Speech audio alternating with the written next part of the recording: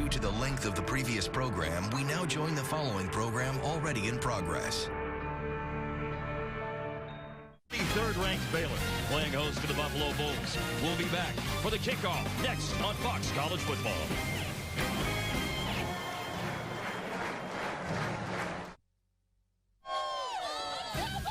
Fox College Football is brought to you by Frost-Brewed Coors Light, the world's most refreshing beer. By Academy Sports and Outdoors, right stuff, low price every day. And by Ford F-Series, America's best-selling truck for 36 straight years.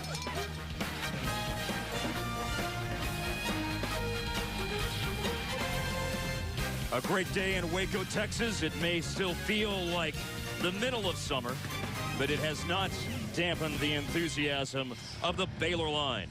23rd ranked Baylor hosting the Buffalo Bulls. They have a history. 2-0, Baylor leads the series. They won in Buffalo in 2007, and the last meeting was in 2010. Baylor here at Floyd Casey Stadium defeated Buffalo 34-6. No surprise, a big game that day for RG3. Nearly 300 yards through the air, and he ran for 2 touchdowns. This will be the hottest game that the University at Buffalo has ever played. Kickoff temperature 97 degrees this afternoon in Waco. Well, I walked down on the field, and then I walked back, Mark, and I took off my undershirt, I wrung it out, and I put it back on. I mean, it's that kind of a day. It's looking really good now, well, just so you know. Looks clean good. Up okay. The yards deep.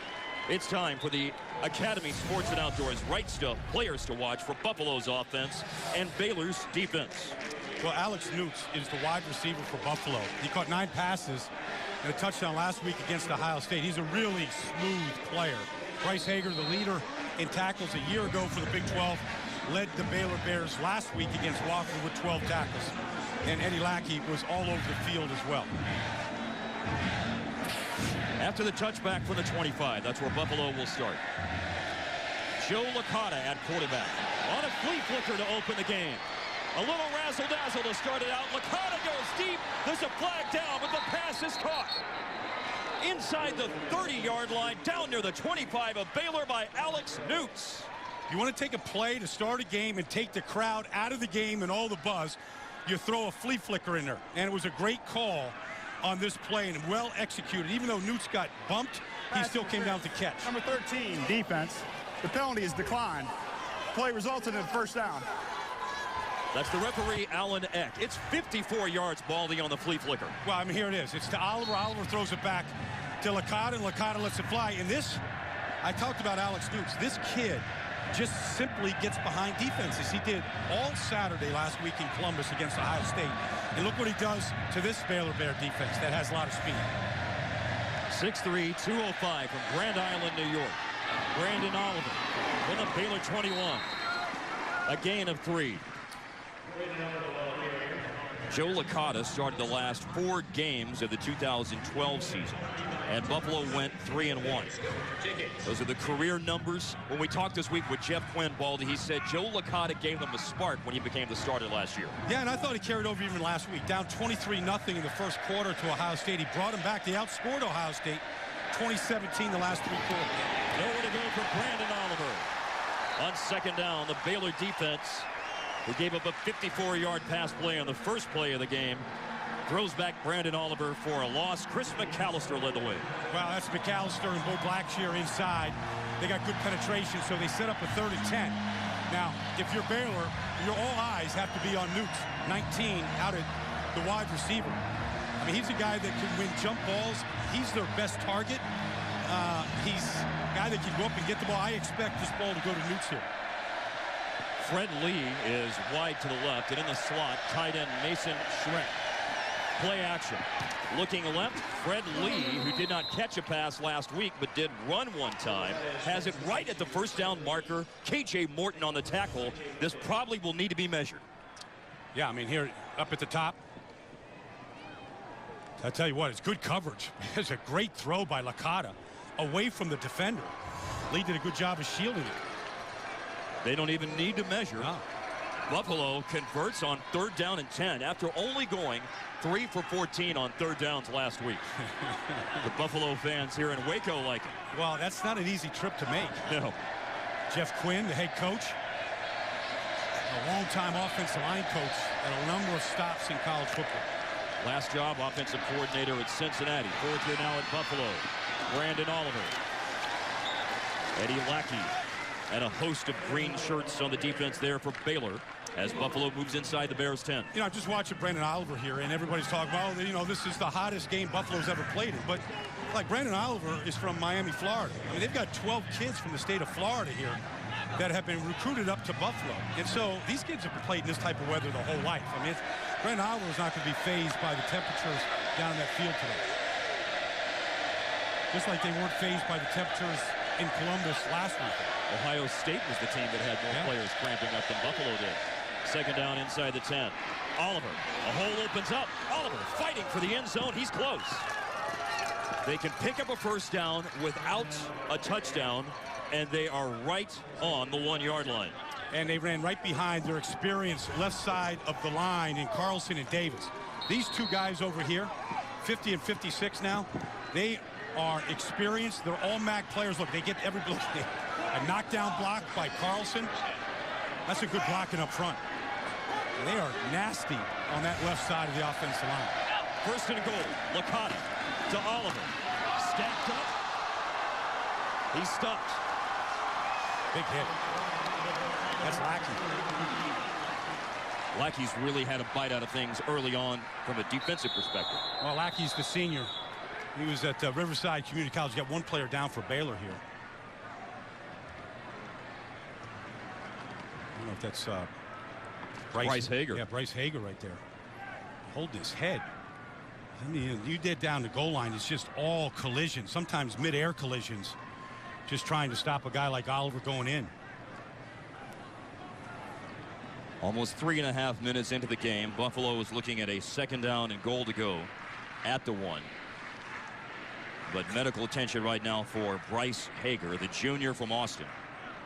12 tackles last week, as Baldy noted, the leading tackler in the Big 12 last season.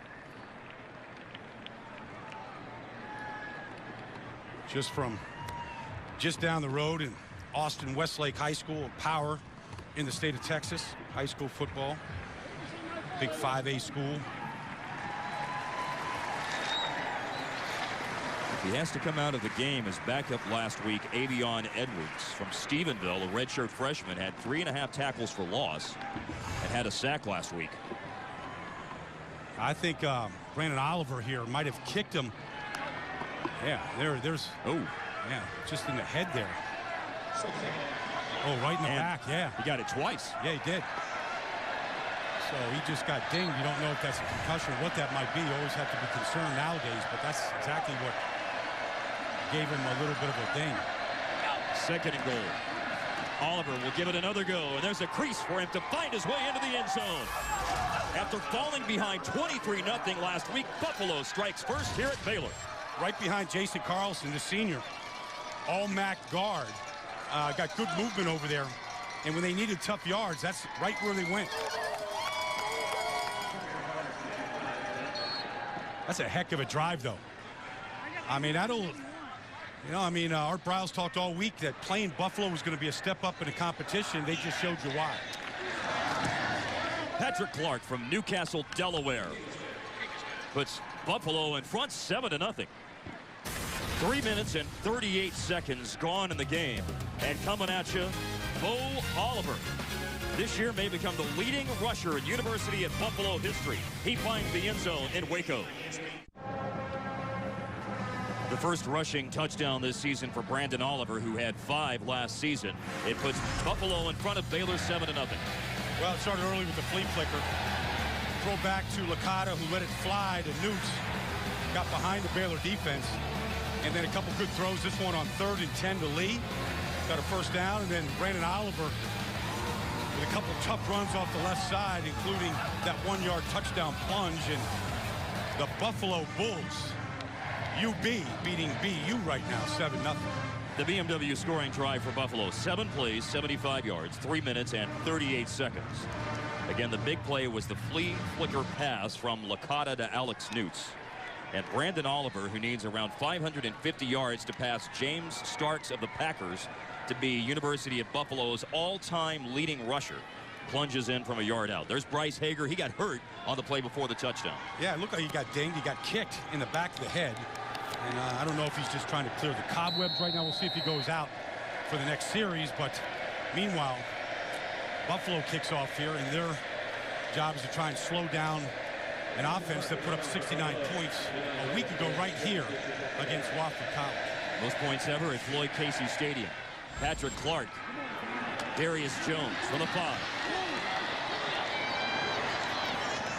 Stopped at the 24. Here are our Academy Sports and Outdoors. Riced up players to watch for Baylor's offense and for Buffalo's defense. Well, Lake Seastrunk got off to a great start last week, averaging 10 yards a carry at 110 yards rushing. Tevin Reese showed phenomenal speed at wide receiver, catching a touchdown pass. Khalil Mack, we've been watching him all day long. He's their do-everything linebacker, and Johnson's a corner. It's going to get a lot of work on the edge today. From Midlothian, Texas, Bryce Petty, a junior in his 4th year. Made his first start last week, was sensational.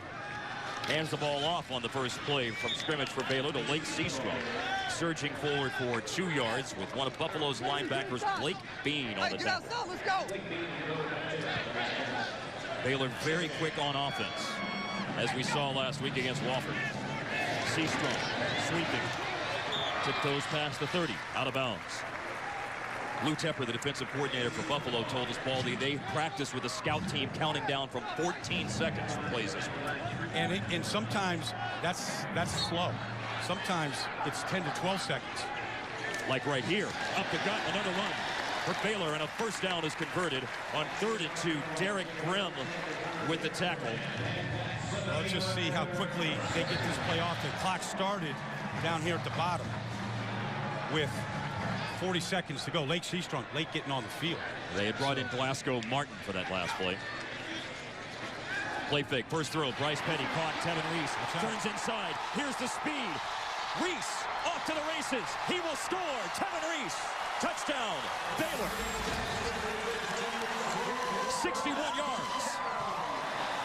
They spread you out and they attack you. Every blade of grass on the field, you've got to cover.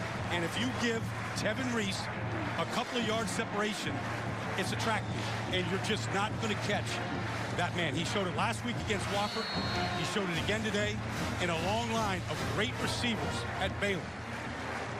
He is going to be the next one.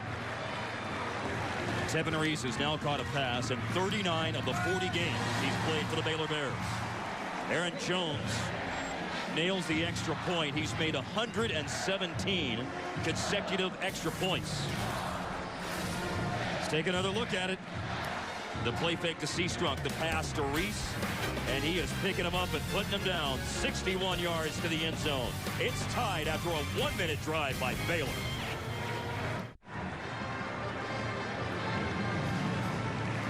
Bryce Petty leads Baylor on a quick drive to come back and tie the score. 3 runs and then a little pitch and catch to Tevin Reese. Well, they catch Buffalo in a blitz here. Here's their safety actually up in the line of scrimmage. He comes, and now the corner playing behind him, Najee Johnson, gives Tevin Reese way too much room. And since the safety blitz, there's nobody in the middle of the field to help slow Tevin Reese down. I mean, you see this right now. Najee Johnson right now, he comes up. You got to get inside out. You got to at least slow him down to get pursuit to get there. So Lou Tepper will do things like invert his corners and his safeties. I mean, he's an experienced coordinator. He's trying to figure out ways. He knows what this speed of Baylor's all about in this spread offense. And it backfired him on the 4th play of the game. Of course, the other enemy today is just the searing heat. That's accurate, folks, by the way. That'd be 117 if I'm reading that thermometer correctly on the field. Ouch. Yeah. That's why you had to wring your shirt out after you went down to the field earlier. Yeah. Devin Campbell of Poirier's Houston back team.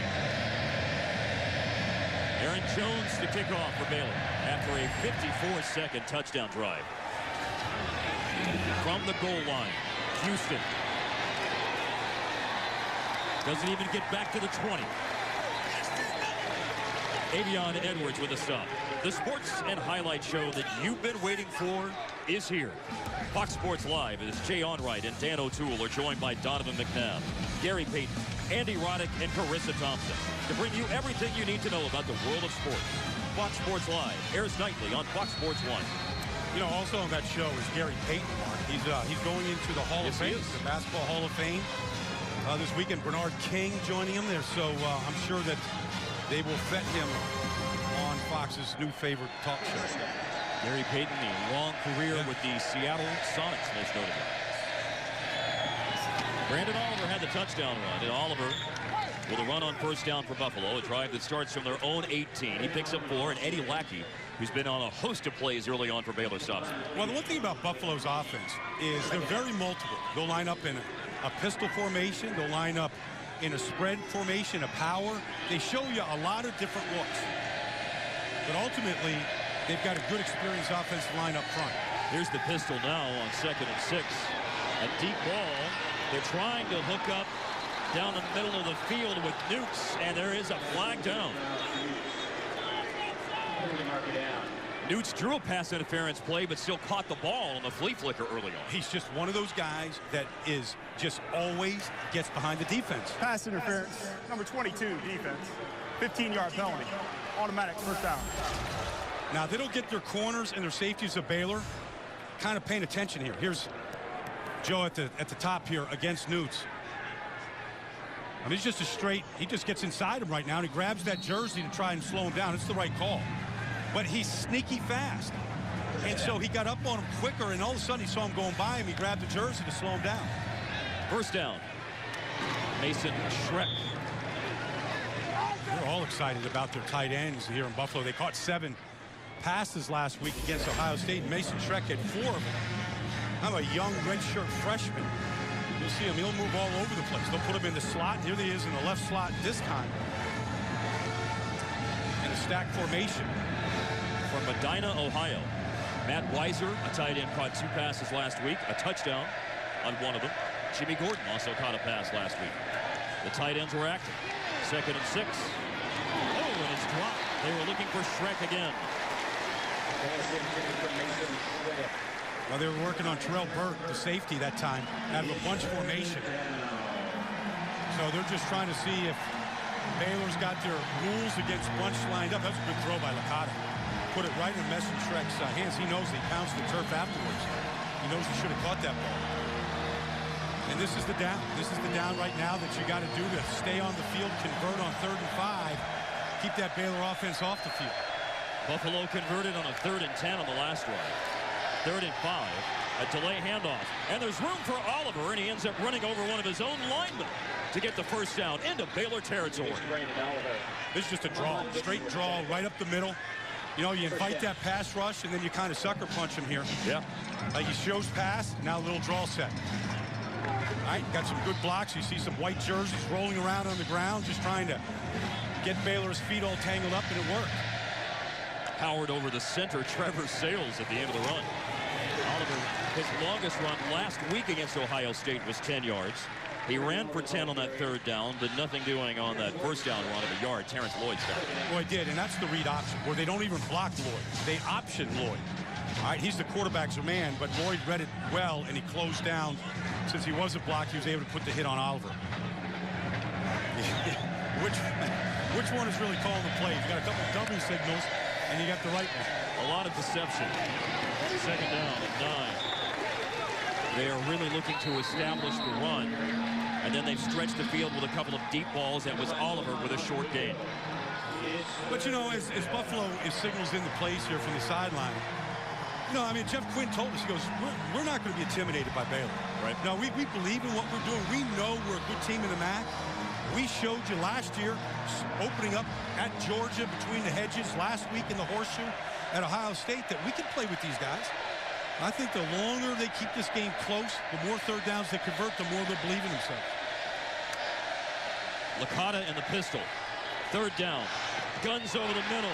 Terrell Burt, it's incomplete, almost intercepted. The pass is incomplete. That's just a bad throw by Licata. He had Schreck open in the middle of the field. He threw it behind him. It looks like Buffalo is, well, they look like they might make a decision about going for it here, but that ball just didn't come out right. Look, there's Schreck right open in the middle of the field. I mean, there's 1st down marker on it. pretty accurate last week against Ohio State, completing 19 of 32. That's the first bad pass that he's had here today. Last season, Buffalo was last in FBS in punting. Tyler Grassman averaged 35 yards a game, but last week much better. The second go-around at Buffalo, 40 yards a kick against Ohio State. And this one to Levi Norwood is a fair catch at the 16. It's a 29-yard punt. 23rd ranked Baylor and Buffalo tied at 7.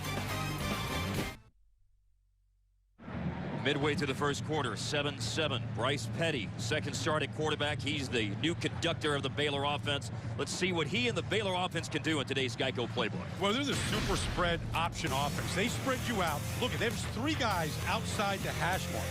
So they're going to make you defend horizontally all the way to the sideline, as they do on this throw right now. It's just a hit screen. Get it out to the widest man, Robbie Rhodes in this case. But then they stretch you vertically, like they do to Tevin Reese on this touchdown catch last week against Wofford.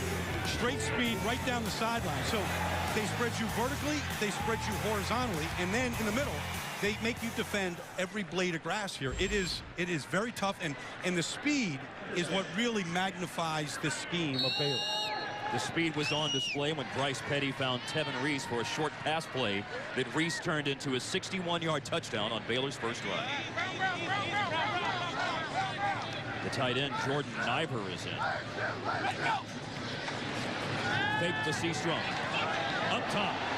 There's the speed again. Reese got behind the defense and catches on the sideline as Baylor quickly moves into Buffalo Bulls territory.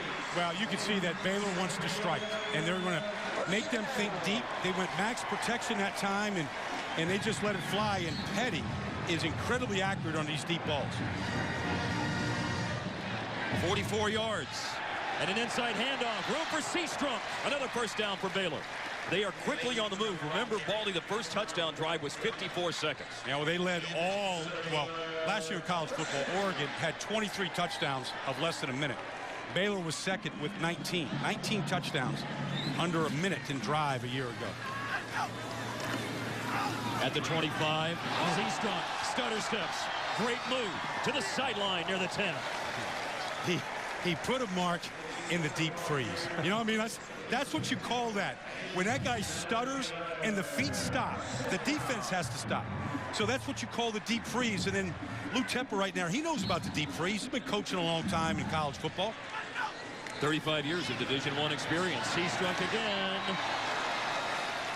That's Shock Linwood. First carry for Shock Linwood. They give Seastrunk a breather after 2 14-yard runs. Well, they're running a play right now. Second down. Under 17 seconds. And Linwood, the redshirt freshman, dives at the goal line. He is in. Baylor has scored quickly again. Touchdown, Baylor.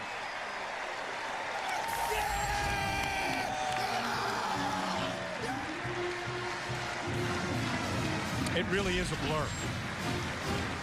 There is no time to substitute if you're Buffalo.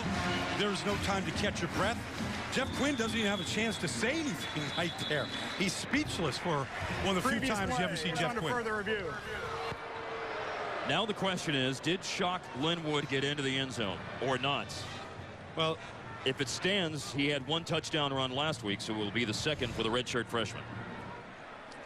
That's just an inside zone. Good push.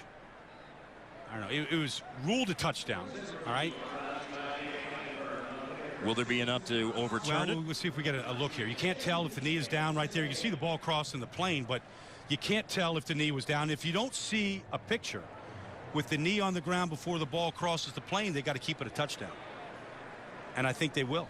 See the elbow hitting the white stripe, ball across it. Corey Houston, the safety, came up and run support and put a pretty good hit on Linwood. This is the only time you can catch your breath is in a review right now. I think the whole everybody in Floyd Casey Stadium right now is like trying to catch their breath. Like, everybody here in the happened? press box. After further review, the ruling on the field stands. Touchdown. The first touchdown drive for Baylor was 54 seconds. The second touchdown drive is 51 seconds. It ends with Shock Linwood plunging in. Short yardage carry for Linwood, who had the last 2 carries of the drive. There were 2 carries for Seastrunk, and there was that long pass play from Petty to Reese.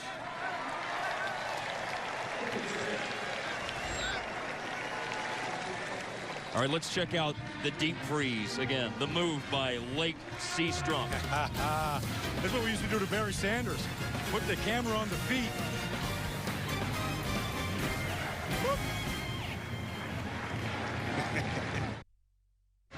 Baylor about to kick off to put Buffalo back on offense. Their last series on offense saw their starting running back, Bo Oliver, hurt himself on a run near midfield. Well, you can't really tell here, Mark, exactly what happened. He's in a pile.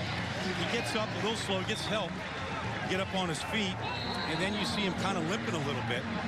And then he's giving that signal like, come get me. Something doesn't feel right. So he comes out of the game and kind of limps out, and then they start looking at that left knee, and that's never good. Never, if you're a running back. Just looking at the inside of that knee and where the pain is. We'll take a look and monitor that closely. Shock Linwood 3-yard touchdown run to cap an 82-yard drive, 5 plays. There's Oliver. If he does not go back in, Devin Campbell and Anthony Taylor, numbers 21 and 14 respectively, are the options for Buffalo. Campbell is back deep along with Okoye Houston for this kickoff. Bo Oliver's got the school record with almost 1,400 yards rushing 2 years ago. Had an injured season a year ago. Still ran for over 800 yards as a junior. He's from Miami. Fielded by Campbell. Campbell slows up over the 20-yard line. Baylor leads Buffalo 14-7 as it's time for a Fox College football game break. Let's check in with Laura McKeeman. Well, thank you, Mark. We're going to go to San Diego State at number 3, Ohio State. And Braxton Miller scrambling up the middle, gets hit real hard. He left the game, and before this, 2 for 2 with 30 yards. So the backup quarterback Guyton in, 14-0, Ohio State up early. Back at Waco, Floyd Casey Stadium. Buffalo is 1-10 all-time against ranked teams. They defeated Ball State in 2008. Anthony Taylor, not Brandon Oliver, in at running back. Oliver is on the bench for Buffalo, but Anthony Taylor, who did carry it 3 times last week against Ohio State, carried there.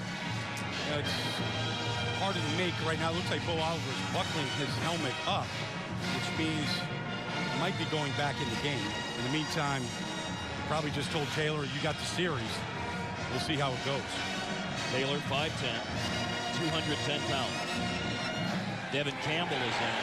They faked it to him. Licata keeps the line of scrimmage, not much more. Sam Hall read that attempted trickery. Well, they ran it right at Sean Oakman, the defensive end, the 6'9" defensive end, who I'm fascinated by as a player.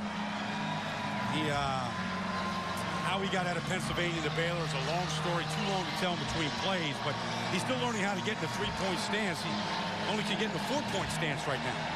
He's still learning how to play the game. Here he is, like in an Ed Too Tall Jones 4-point stance. Had 3.5 tackles for loss last week. Buffalo, 3rd and 10. They're 2 of 4 now on 3rd down conversions as Phil Bennett's defense hits the hole for the Bears. Yeah, and then protecting the backside of Licata is Andre Davis going up against Oakland. Pretty good matchup right here. I mean, check it out now. I mean, Oakland's going to go speed to power. He gets that left hand in. Davis is just battling. Of course, he falls on him afterwards. By the way, you practice those falls on top of those defensive linemen. But pretty good rush by Oakland on that play. Andre Davis from Cheektowaga, New York, just outside of Buffalo. Say that again. I love saying Cheektowaga. Your brother used to live there, right? Oh, yeah. Levi Norwood on the punt return. Tyler Grassman kicked it to him. And a return near midfield for Norwood. 18 yards on the run back. Blake Bean on special teams with a tackle. Well, listen, we're going to see Baker Mayfield after us here today. But that's the beauty of college football. And any given Saturday, somebody can bust out. And here's a walk-on freshman, true freshman, out there in Lubbock. Going to make his first home start today. Throwing 4 touchdowns and over 400 yards. What a performance against SMU. And B.J. Catalan, the big kickoff return for TCU last week. Special team player of the week. And TCU won earlier today here on Fox College Football, defeating Southeastern Louisiana 38-17. First down. Petty going up top, down the sideline. They're looking for Robbie Rhodes. Incomplete. He was out of bounds. Marcus Baker back on coverage. It is, Mark, but he didn't miss it by much now. And it's clear their game plan today is to strike deep on Buffalo. They think they've got a speed advantage. I mean, it's still a heck of a catch by Robbie Rhodes. Kind of twisting in the air. He just needs to work on getting his feet inside that white stripe. Robbie Rhodes is a true freshman. This is what football has become. It is signaled from the sideline. There are no huddles anymore. Handoff, Seastrunk. Seastrunk into the secondary, sliding at the first down marker. A little bit short. Nick Gilbo among those on the tackle. When I watch Seastrunk run, Mark, it almost seems like when he gets tackled, he's surprised that he gets tackled. I mean, he expects to stay on his feet. He's on his feet here into the secondary again. Seastrunk is down inside the Buffalo 35. Tamaris Bell back to stop him inside the 35. I just realized something. Over 10 minutes in, we haven't said Khalil Mack's name. Not on yet. Defense for Buffalo. Well, Khalil Mack is over here right now. 13 seconds between those two plays. A pass to the far sideline, caught. Antoine Goodley, who had his best day at Baylor last week with 5 catches for 90 yards. He is an amazing player, Mark. You know, he squats over 600 pounds. He's the second strongest guy on the team at 225 pounds and a wide receiver. Very tough to bring down with that leg strength. From Midland, Reese, first down to the Buffalo 20, skips out of bounds. And that was Goodley throwing a block for Tevin Reese. I mean, that's a heck of a side over there. Anton Goodley outside, Tevin Reese inside. I mean, watch the block right now. A running back body and able to throw a block. And in at running back, Shock Linwood. A first down for Baylor. They pick up 8 on 2nd and 5. No, you're right. We have not mentioned Khalil Mack's name. And here he is down at the bottom.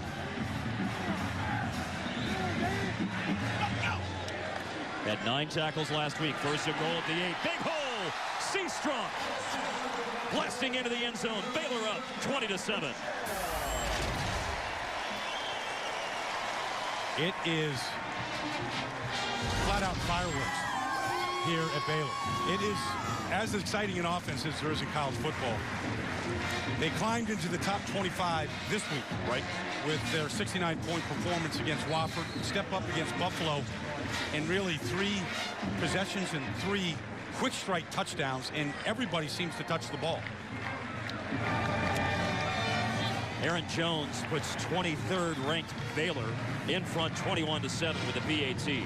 The touchdown run for Lake Seastrunk from 8 yards out, and Khalil Mack was collateral damage on this run. Well, here he is, okay? Now, he's reading the play, so he's got his eyes in the backfield, but what he doesn't see is the left tackle, Spencer Drango, who basically takes him to the ground. Lake Seastrunk made that drive. Look, there it is. Here he's just getting driven by Drango, the left tackle. Meanwhile, Seastrunk is scoring, and so far they have not been bothered by Khalil Mack's presence on the field. Spencer Drango, 315 pounds, sophomore left tackle from Cedar Park, just outside of Austin, and he plowed the road, among others, for that Lake Seastrunk 8-yard touchdown run. Seastrunk scored twice last week, so 3 touchdowns on the season now for the young running back for Baylor, who before the season pronounced himself as a Heisman Trophy hopeful, and he's done nothing to hurt his hopes here in the first week of change. He hasn't, Mark, and when you have a name like Lake Seastrunk, it's one of those names you don't forget. And then if you can back it up with the type of play that he has, and he's really an all-purpose back. We haven't seen him catch the ball. They don't throw to him that much. They don't have to. But really, when you can back it up, it's one of those names like, oh, if you're in Cheektowaga, New York, right, you're going to remember. Read the articles about Lake Seastrunk. You learn that his mother named him Lake because for that very reason. Yeah. She didn't want him to have an ordinary name. She wanted something memorable for Lake. Yeah, and you know, he originally left Temple, Texas, and went up to Oregon, and things didn't work out. He missed his grandmother back here. She wasn't doing well. He wanted to be with her. And after the play was over, personal foul, late hit, number 16 to the kicking team. 15-yard penalty. First down, Buffalo. Personal foul on Kendall Ehrlich. well, we had mentioned Lake Seastrong's the Braids, the Baylor Braids. You know, he keeps performing like this. That's going to be a fashion statement now. I mean, I can see other kids going, I want to look like Lake Seastrong, and I want to play like him. Because kids do emulate these stars in college football. Last week, he averaged 10 yards a rush. This week, over 9 yards. And Licata in the pistol, looking to throw, stepping out. The penalty moved him out to the 40 after that personal foul after the play on the kickoff. But then Licata is sacked. This was a Baylor defense that had 6 sacks last week. Terrence Lloyd with that one. Yeah, well, Lloyd and McAllister, really, it was good coverage down the field. Because McAllister and Lloyd had time to really work the 2 tackles of Buffalo and close the pocket on Licata. Just a straight 4-man rush. Second down and 12. Licata, protection. Up top, they're looking for Newts. They found him. Going deep, Alex Newts inside the Baylor 15. They'll spot him at the 13. Once again, they strike up top to the wide receiver Newts. I tell you, he is so smooth. He is so smooth now. He's working on Joe Williams down at the bottom here. And he just gets a step on inside on, like he did on the flea flicker in the opening drive. 2 huge plays to Newts, and he's got one of those strides about him that didn't look like he was going to get to that ball, but he does have another gear when the ball's in the air. Last year, 65 catches, 1,015 yards. Today, 2 grabs, 103 yards, and also drew a pass interference penalty. Brandon Oliver is back in. Nothing doing, though, on the first down handoff. Lost a yard or 2. McAllister and Sam Hall. Well, 2 guys that have been injured today. Bryce Hager, along with Bo Oliver, both of them back on the field right now, so that's a good sign. McAllister with the pressure a couple plays ago. Had the only defensive touchdown in the opening week in the Big 12 with a 25-yard interception return against Wofford. They need 12 on second down at the Baylor 15, gunning it over the middle. Newts, touchdown, Buffalo. I gotta tell you right now, Licata's limping off the field.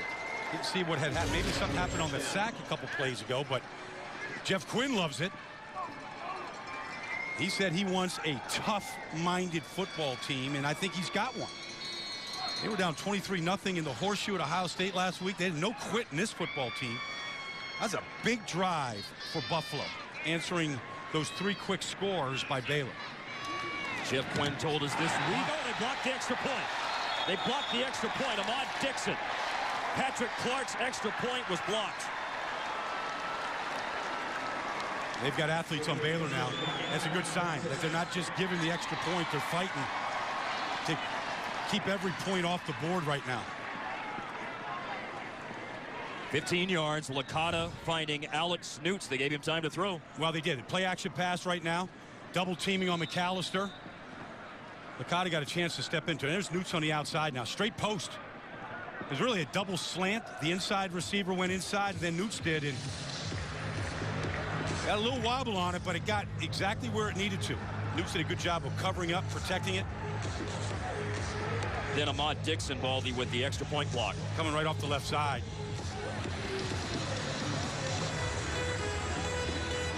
He's just coming, knifing right through.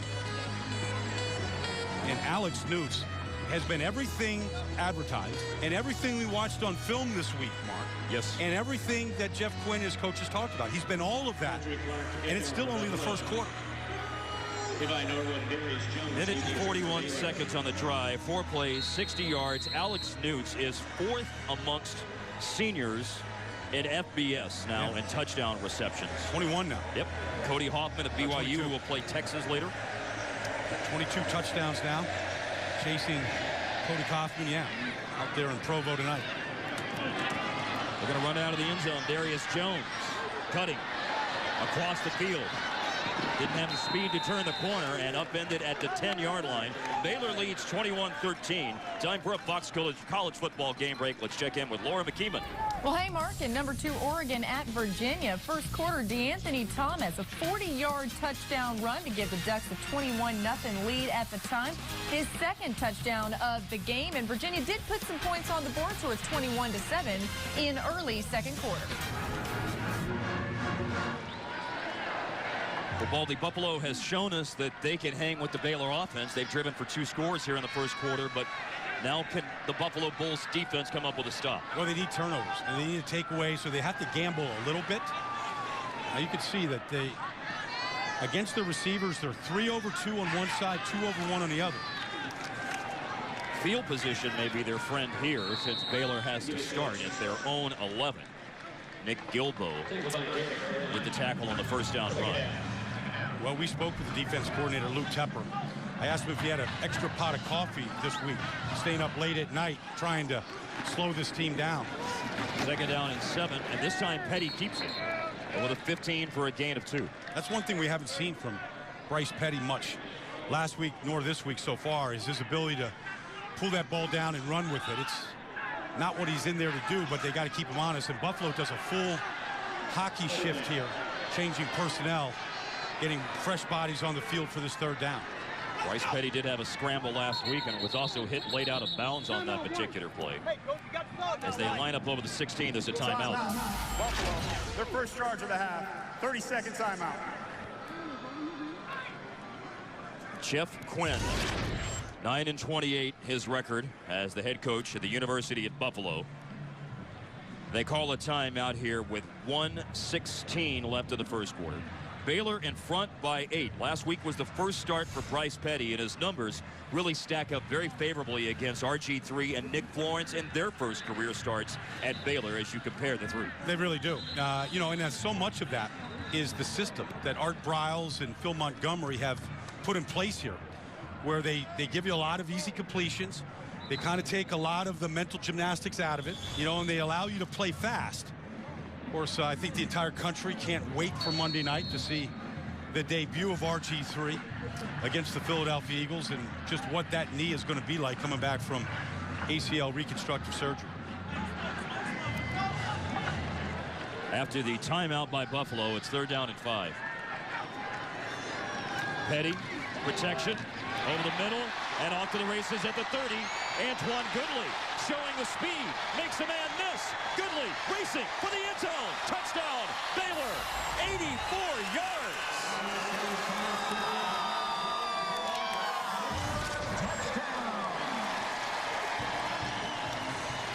When I say spread football, it is super spread. They stretch you, and then they put you in space with guys that can flat out fly.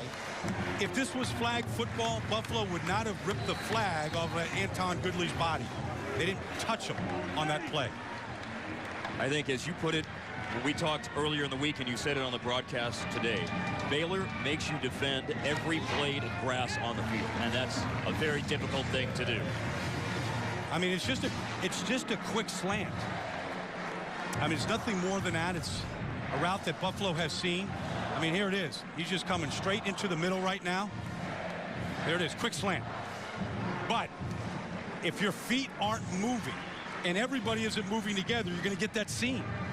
And then if you put your morning cup of coffee on the top of Anton Goodley's head, you wouldn't spill a drop. The guy is super smooth now. He gave Carlos Lamons a little bit of a hesitation that froze him for just a split second and had the room to stay inside on the run to the end zone. That was perceptive. And by the way, in Waco, it's iced coffee in the morning. Okay, it's not. Yeah, I mean, the kickoff temperature was 97 degrees. Yes. Nothing quite like a bracing hot cup of coffee on a hot Central Texas morning. Yeah, I'll tell you. I mean, it is. It literally. Just think of a piece of clay and just keep stretching it and stretching it. It gets weaker and weaker. And then really the thing that makes this offense so difficult is the speed. And so Lou Tepper, who has been coaching in this game a long time, he was there at Virginia Tech when the great Bruce Smith was there. He's coached 20 linebackers in the NFL. He hasn't had to defend much like this before. To the goal line, Devin Campbell. Harry. Special teams charging down the field, and they hit Campbell at the 15-yard line. Baylor up 28-13. Fox College Saturday continues on Fox Sports 1 as Louisiana Lafayette takes on Kansas State, while on Fox, West Virginia battles 16th-ranked Oklahoma in the Big 12. Then in the nightcap, Washington State looks to upset 25th-ranked USC. Fox Sports is your home for college football all season long. Well, if you're Buffalo's defense right now, I mean, you're hanging your head because you've practiced all week, but you can't assimilate the speed, their tempo, the temperature. And so they're trying all these different things, and nothing is working right now. And Alex Zordich is in rather than Licata. Now remember that after the touchdown pass to Alex Newts, Licata limped off the field, so Alex Zordich from Youngstown, Ohio, a senior who was a starter for much of last season. He is now the quarterback for Buffalo. The great Zordich family. I mean, his dad played at Penn State, played in the NFL for a long time, was coaching with the Eagles up until last year. His brother with the Carolina Panthers right now. The handoff to Oliver. Oliver surging over the 15 to the 18. Yeah, his dad, Mike Zordich, Jets, Eagles, among others, Cardinals in his career. His dad, Mike Zordich, would have a hard time playing safety against this Baylor offense, I'll tell you that. And his dad was a great tackler. They're going to try and get themselves a little bit of a break as the first quarter is winding down. 6 touchdowns scored here today in the first quarter alone. You saw Licata on the sideline. Zordich is now in at quarterback. 6 touchdowns in the first quarter, as Brian Baldinger said, including the 9th longest pass play in Baylor history. 84 yards from Petty to Goodley.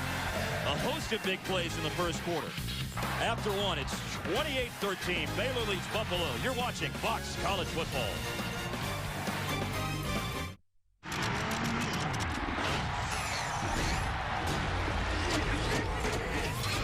Our Coors Light game summary on Fox College Football, with Baylor leading Buffalo 28-13 at Floyd Casey Stadium in Waco. On the Coors Light game summary, we see that Alex Newts has 117 receiving yards for Buffalo, but Baylor 4 drives, 4 touchdowns. Their slowest scoring drive was 1 minute and 16 seconds. Their quickest was 51 seconds. Well, they've run 16 plays and scored 4 touchdowns. Now third down for Alex Zordich, and he finds the favorite target, Newts, at the sideline, and Newts over the 25 for a first down. Xavier Howard. All right, so Phil Bennett right now is just irate on the sidelines of Baylor, because that's the 4th catch for Newts, and they've just given him way too much cushion. First down. I mean, there's just no way I mean, it's clear that this kid is a big-time player. 4th catch, over 120 yards. Got a touchdown here today. Drew a pass interference penalty. Oh, Zordich turned his head. The snap went behind him. It's recovered by Anthony Taylor for Buffalo, but a huge loss all the way back to the 10. Well, you get a new quarterback in there. Trevor Sales probably saw the foot go up, and Zordich comes in, and whatever signal he gives for the ball, that's what Trevor Sales saw. So he's tapping his helmet for the formation and the play, and the ball goes right by him, and really is a heads-up play by Taylor to go recover it. Sales from LaPorte, Indiana at center. Transfer from Delaware State. Started every game at center last year. Now it's 2nd and a Central Texas mile here for Buffalo. And 3rd and 27 after the 1-yard run. Bo Blackshear tackled Campbell. See, right now, Mark, you can't overcome that type of a play. That's snafu. And Jeff knows that. I mean, he knows that if you put yourself in a hole against this team, all you're trying to do is keep their offense off the field, and you give yourself a bad play on first down, it really hurts. Zordich with Licata on the sideline. A pass completed to Fred Lee. Lee converted a 3rd down earlier, but that was 3rd and 10, a far bigger difference than 3rd down and 27. Well, yeah, of course it is. And you know, the thing is, Mark, is you go down there, you get the first down to Newts, and okay, we got to drive. We can keep this thing moving, and all of a sudden the ball snapped right by the quarterback's head. However, that goes wrong, and of course Licata's on the sideline. He's out of the game. He came limping off in the series. What you want to do? And the thing about it is much better today on 3rd down. So down. Baylor leads Buffalo in the 2nd quarter, 28-13.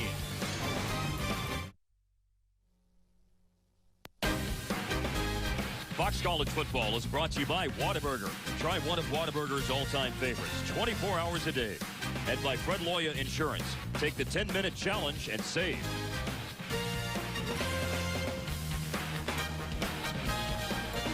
Baylor's offense has been in quick strike mode again today, and they have their 5th possession of the game. Touchdowns on the first 4, an average of 4 plays per drive, and an average of just under 1 minute per drive. That's the offensive line of Buffalo. They all got headbands on. And so the headbands are soak up the sweat, maybe throw a little ice down the back of your jersey right here, sit in front of the fan. I mean, they're hogs. I mean, so you've got to find ways to cool yourself down out here and keep your heads up at the same time. There's no way to prepare for this heat. Seastrunk joining the corner, up the sideline on the first down run inside the Buffalo 40.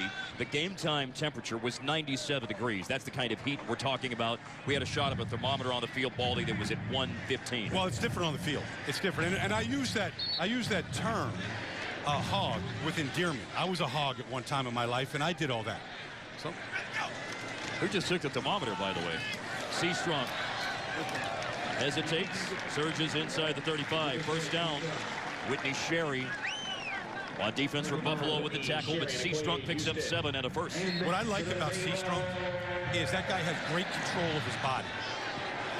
Quick pass, Petty up top, looking, end zone, incomplete. Sometimes Tevin Reese is so fast you underthrow him like that. I mean, he was running right behind the defense again and almost had another one of those blurred touchdowns. I mean, he's right behind the defense again. What's the summer song? Blurred Lines. You know, that's Robin Thicke right now. Yes. That really should be the theme song of this offense.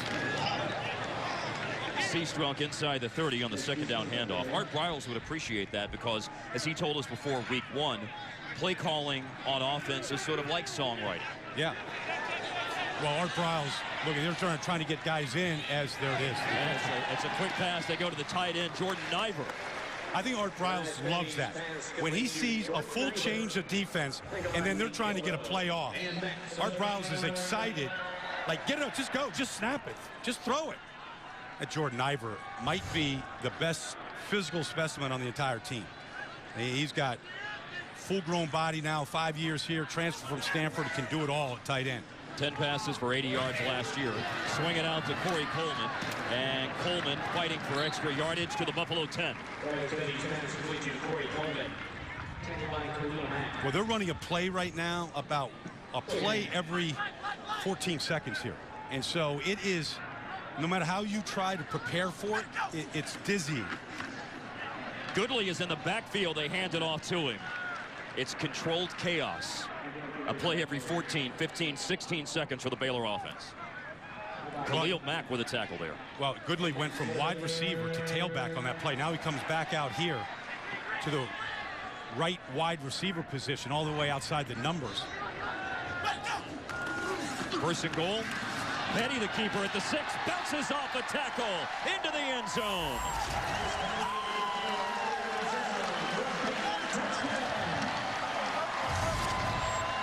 I don't think he meant to score his first rushing touchdown of the year, of his career, but he's bobbled the snap, and rather than try and risk handing it off, he just see if he could rescue the play. And I would say he did. And he ran right behind. You know, if you bobble the snap, all right, and you're like, oh, I don't know if I can hand it off to you, Mark. You know what you do? You find your best offensive lineman, Cyril Richardson, and you run right up his back, and that's just what he did. Right behind the left guard, Cyril Richardson, the consensus All-American from North Crowley High School just outside of Fort Worth. Watch this snap. Petty, though, will take it in from 6 yards out. Baylor up 35-13. CPI Security's InTouch system puts you in control of your security and home. With the push of a button, InTouch can arm your system, lock your doors, control your thermostat and lights. Through text and video notifications, InTouch gives you real-time knowledge and keeps you connected to what matters most. Install the InTouch home automation system free and will include an InTouch thermostat, fire communicator, and your choice of a keyless door lock or high-definition camera with night vision. I won! I won! I won!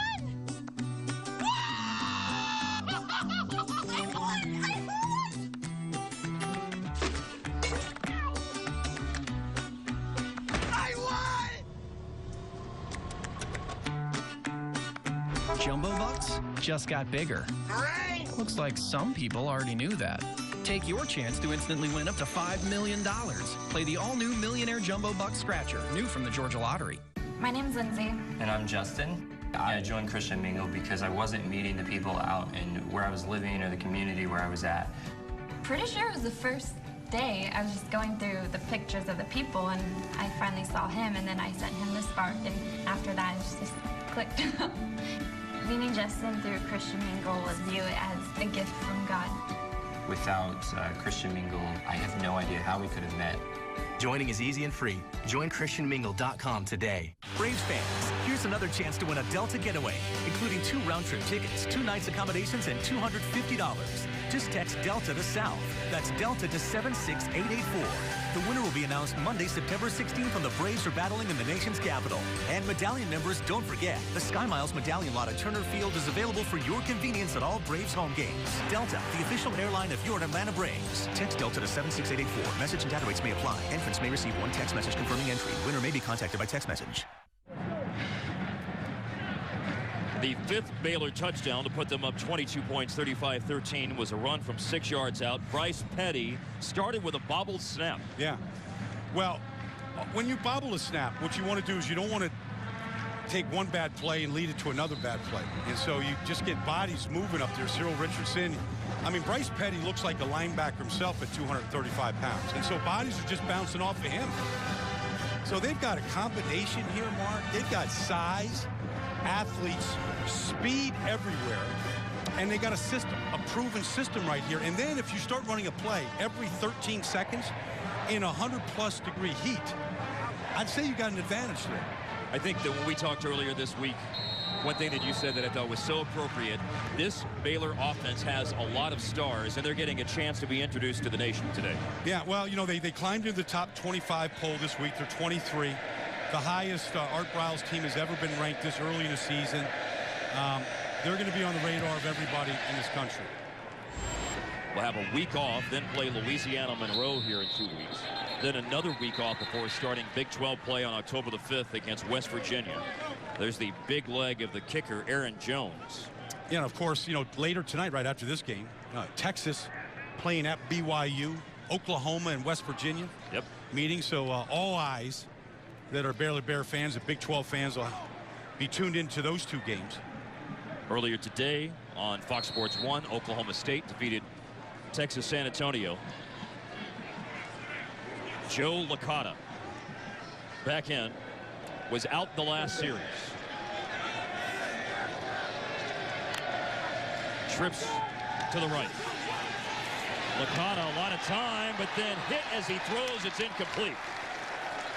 Sean Oatman, 6'9", long arms, was chasing him down, and so was Terrell Brooks, who's getting a chance to play today. Yeah, well, they're 2 deep up front. So Oatman is part of that second group of defensive linemen that go in there. And at 6'9", when he gets his hands up, it's like throwing through redwood trees. Oatman is the defensive end of the right side. Jamal Palmer, who had 2 fumble recoveries on the left side. Last week, the 2 fumble recoveries. Anthony Taylor running on second down. Baylor has scored 5 touchdowns on 5 possessions, and that's the Buffalo defense on the sideline. Well, they had practiced against 2 offenses this week to try and simulate the speed of Baylor. And Lou Tepper thought, okay, you know, we saw a great team at Ohio State, undefeated a year ago, 2 in the country. This is more explosive than Ohio State. 3rd and 9. A deep ball down the sideline. Licata going for John Dunmore. Dunmore, a junior from Syracuse. There is a marker down back up at midfield.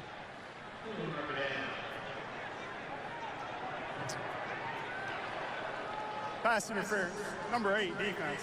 15-yard penalty, automatic first down. That's the 3rd pass interference penalty called today against Baylor, the 2nd one accepted. Yeah, and you know, and as Baylor gets ready, right here is the interference by Morton, who's got a lot of experience. And look, they just really haven't seen a great passing team yet.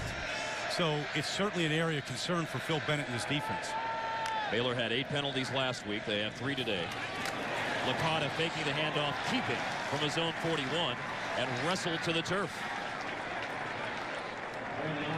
That's good disciplined football. Because really, they took care. You're going to see right now. I mean, here's Hall here. He's just waiting. He's got the quarterback. The way you call this offense when it's a pitch option like that, it's ride, glide, and then the quarterback decides. And that time, Hall took the decision away from the quarterback. Licata pressured, slung down.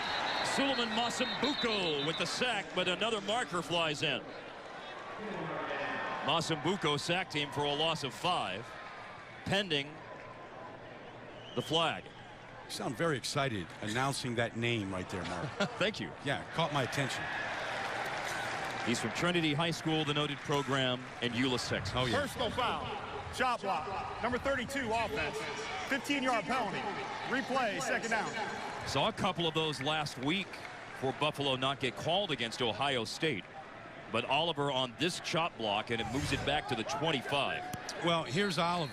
All right, so somebody's engaged right now, and then, oh, here it is.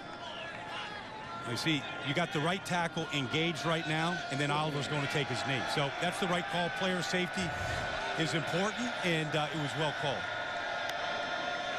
Buffalo needs 26 on second down for their own 25. Running Oliver. Not much room off the sideline. Chris McAllister making the tackle. 9:40 remaining. First half, 35-13 Baylor. Okay, we've seen this a couple of times now with this Buffalo offense, that it's gotten second and out of hand. But really, that's your playmaker. I mean, you might as well throw the ball to him on second and long. Try and get half of it back and then try to convert to him. He's the one guy right now that Baylor has not been able to stop. Newts is lined up out wide to the left. That's where they're going with a deep ball down the sideline, and it's intercepted by Baylor. On the return, Xavier Howard got inside of Newts, makes the interception, and runs it back near the 40 of the Bears. See, I thought Newts looked tired on that play. I mean, that ball is a little underthrown. It's a little bit inside. He can't let that ball get intercepted, and he just looked fatigued. Take nothing away from Baylor's play on the ball.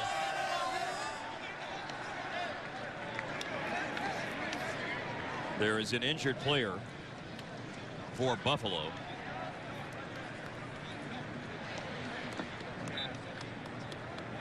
.905 remaining in the first half. Buffalo scored first, but it's 35-13 Baylor here in the second quarter. And when we return, we'll join Laura McKeeman at our Fox College football studio for a look at what's coming up at halftime.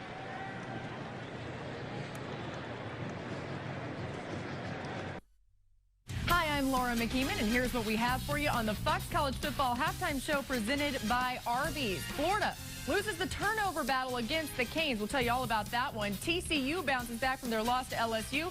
Tony Banks joins me at the half as we look at the other top 25 scores. Back to you guys in Waco. Devin Campbell is a sophomore running back from Youngstown, Ohio. He was the injured player for Buffalo on the previous play, which ended up being an interception for Baylor. Well, I mean, here he is kind of running with the ball, running to the play. He gets hit by his own man. Kind of an accidental hit right there on the play. Kind of getting looked at on the sideline, just seeing if he's got his wits about him. Devin Campbell spelled Bo Oliver last year when Oliver missed some games with injury and had 3 100-yard rushing performances. Bryce Petty and the Baylor offense. 274 yards passing for Petty. Low snap. He bobbled a snap a moment ago, then ran it in for a touchdown. There he hands off to Seastrong. That's the first tackle that I've seen from Khalil Mack. Did a good job of just squeezing it and taking Seastrong down by the shoelaces. He is playing a tight left outside linebacker, now walking away. Petty throws, caught, 45. Antoine Goodley carries a couple of tacklers to the Buffalo 46. I'm just watching Mack on that play. So he's the outside linebacker, okay? He starts kind of coming out. The ball's out so quick. He doesn't really have time to even pursue the play to the sideline. It's to the sideline so fast. He had 9 tackles last week, 2.5 sacks, a pick 6 of 45 yards. But it's been a different story for Mack today, as nothing doing on this first down run for Baylor. Jake Stockman among the Buffalo Bulls on defense. Well, we've mentioned just speed a lot today from the very beginning of this telecast, and I don't think anybody in the Big Ten, anybody, has the type of speed that Baylor has. And flying down the sideline, here's more speed as Petty throws, and it's caught down inside the 10 at the 5. And he's juggling it. Reese. Incomplete. But take nothing away from the throw. The throw is perfect, and it's about as long as throw as you can have. Yeah, it's a good call. Yep. Doesn't have possession. Yeah, it's moving all the way down. They can strike from anywhere, anytime. This Petty has got a big arm. And it will leave Baylor with a rare 3rd down and a long one at that.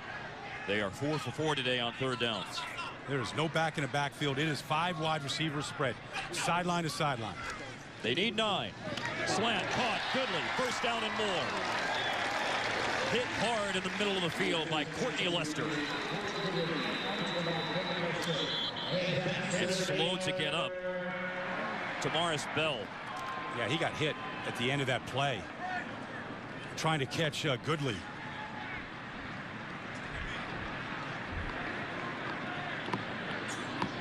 .751 remaining in the 2nd quarter. I tell you, Anton Goodley has had a great start to the 2013 season now.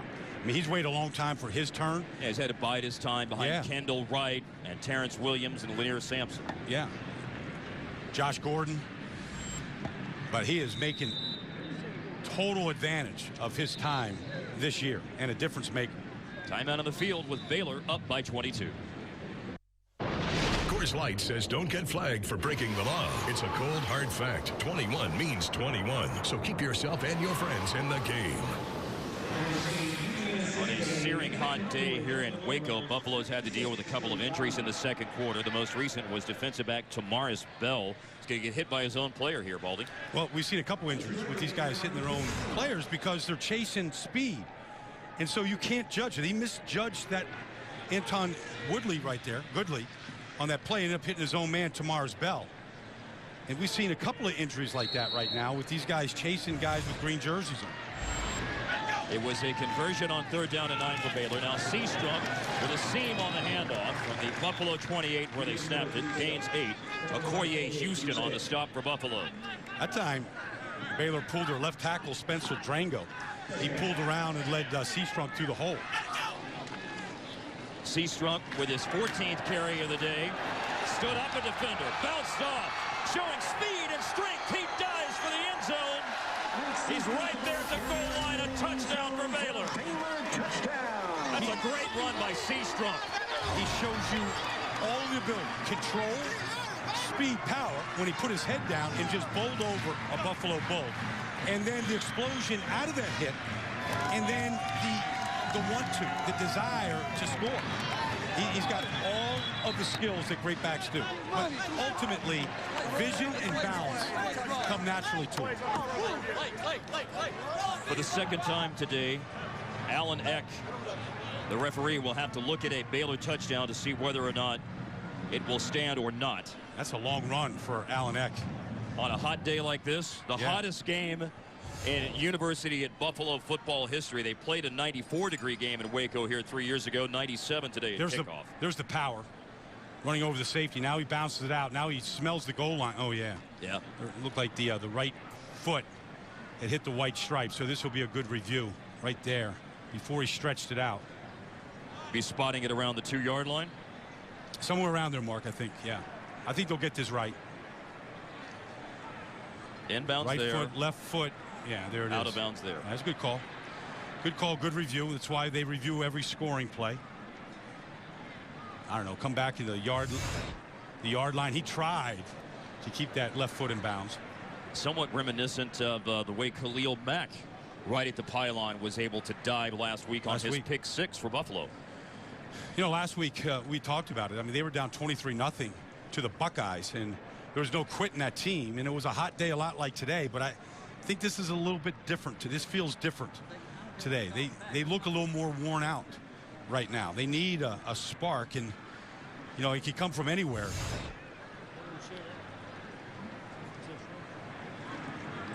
Okay. The effort is there. Maybe we'll give it to Seastrunk to finish off the drive. No, but Buffalo is a program on the rise. It's not on display here so far today, but they won 1 game in the MAC in Jeff Quinn's first year, 2 games the second year, 3 last year, and they expect to win upwards of 5 or 6 games in the MAC conference, and that's what this is all about. They're the only team in the country right now that has faced 2 ranked opponents on the road to start the season. They've only been to 1 bowl game since they returned to FBS in 1999. After further review, the ball carrier stepped out of bounds before the ball broke the play in the goal line. It's first and goal at the 1-yard line. Just to get back to that point about Buffalo, they went to the International Bowl in 2008 after they had their only victory over a ranked team. They beat Ball State in the MAC championship game. Turner Gill left a season later. Jeff Quinn now in his 4th year as the head coach, and he's got high hopes about what they'll be able to do in the conference when conference play starts. And I think right now Jeff Quinn knows that this ball's going right into the belly of Lake Seastrunk. He just wants to see his defense rise up and make them earn this touchdown. Seastrunk into the belly of the defense. They score 1 play after the review. Well, they get good push in the middle from Richardson and Huber. And when you put defensive linemen in the end zone, Seastrunk isn't going backwards. He's not going to get stopped like that. He runs behind his pads, get a good forward lean. Add another stat to a growing list of stats for Lake Seastrunk. Since he took over last year, he's got over 1,000 yards rushing. Final 6 games last year and the first 2 this year. And it's 6 straight games over 100 yards rushing, with the 117 that he's run for today off the heels of 111 last week. A couple of touchdown runs today for the Baylor junior as well. How about that? 6 straight 100-yard performances. This whole program turned around last year when Seastrunk took over at the running back position. And just take a look at some of the first half. Good cut there in the open field. Knife down to the ground. Look at that bounce. We called this the deep freeze. Made a couple guys miss in the open field. Eyes are up, heads up. Just real decisive going forward. And power. I mean, really all the elements in that highlight package. The last play, the second Seastrunk touchdown run today. At FBS, he has the longest active streak of 100-yard rushing performances, 6 in a row, bettering Kadeem Carey of Arizona, who has 4. And, of course, in front of every great running back is a great offensive line. And Spencer Drango, Cyril Richardson on the left side, Stephon Huber at center, Desmond Hilliard and Kevin Palmer on the right side are the guys opening up the holes. Mark, you're coming along in this business. Thank you. You're starting to mention the offensive line like that. You're starting to get it.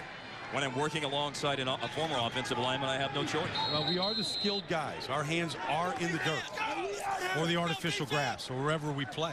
Anthony Taylor, by the way, downs it just inside the goal line. A touchback for Buffalo. There's that Baylor offensive line again. Well, you know, that right side, Hilliard and Palmer. I mean, this is only their 2nd start.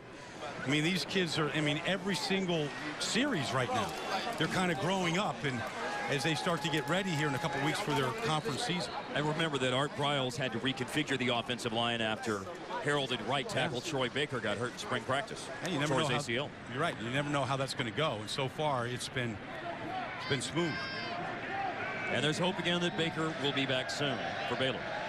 Buffalo after the touchback from their own 25. And here is pressure. Licata got it away. He had it through the deep ball to Newts. Down the sideline, shoved out of bounds. Licata hung in, made the throw. Newts caught it all the way to the Baylor 13. There's no answer right now for Alex Newts. It's one of the great performances in college football you're going to see. This is just a little pump and go. There's the pump.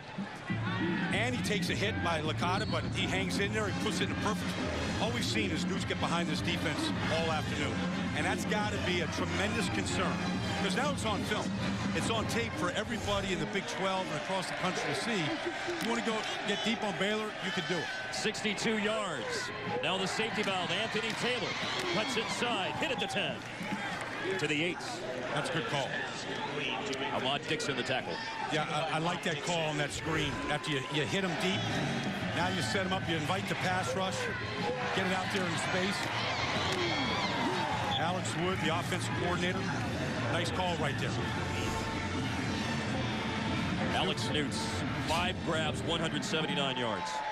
I mean, he's gassed, and he just keeps reaching down for a little bit more. Licata to Fred Lee.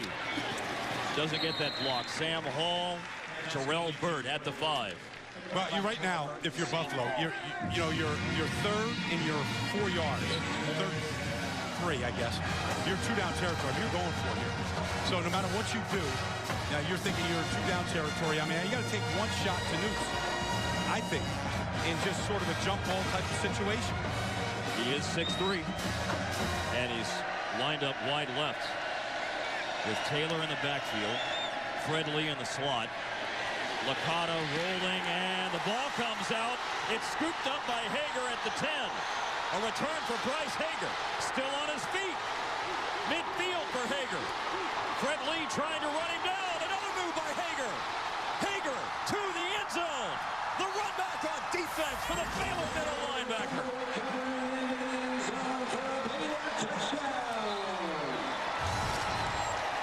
Sam Hall's the one who knocked it out, and Bryce Hager, hurt earlier in the game, stumbled and cut and maneuvered his way down the field on a 90-yard return. Well, that's just a backbreaker. I mean, you do everything right if you're Buffalo to get the ball down there to try and cut the score a little bit, and then you get a dagger right through the heart. McAllister, a little dinged on the play. Sam Hall knocked it loose, and really Licata just held that ball too long.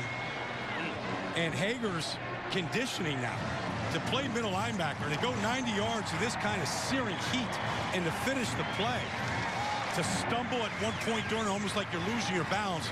You could clip that one, put it right on the resume reel. Yes, indeed. We'll be looking at that one for a long time. An 88-yard official number on the fumble return. They just get contributions from so many different people right now. So back-to-back weekends with a defensive touchdown for Baylor. Chris McAllister had the only defensive touchdown in the Big 12 last week, when he had the interception run back of 25 yards. And Bryce Hager scores the TD for Baylor. That's just a dream play for a middle linebacker.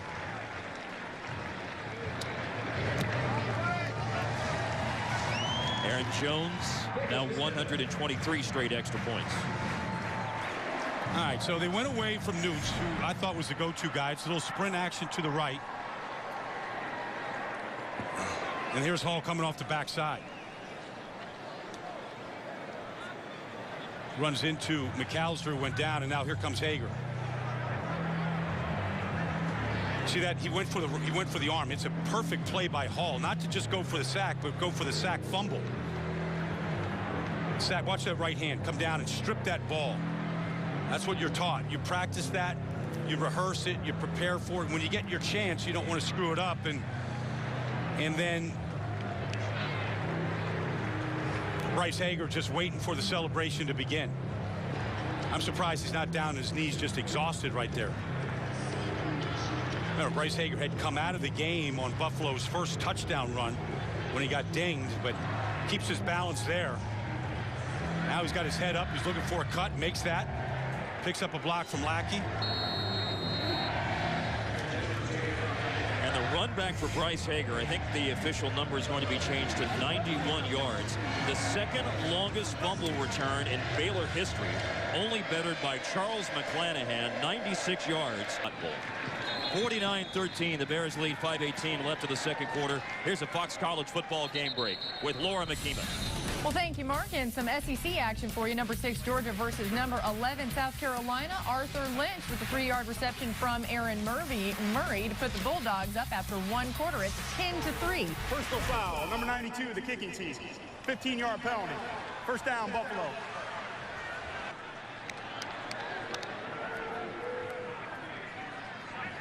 There was a penalty, a personal foul on Baylor on the kickoff team, Jamal Palmer.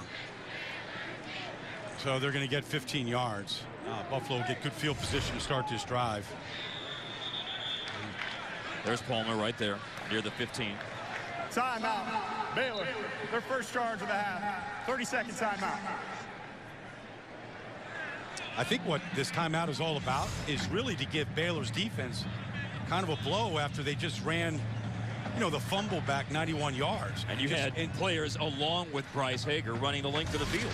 Yeah, and really, I think the message here from Phil Bennett in the middle of that huddle right there is we don't need to play cheap. We don't need any extracurricular activities. We want to play clean, play the whistle, nothing over.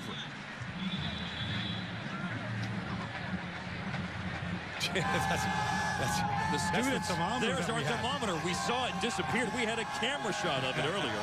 The Baylor students have our thermometer. Well, I think they're relishing in their heat.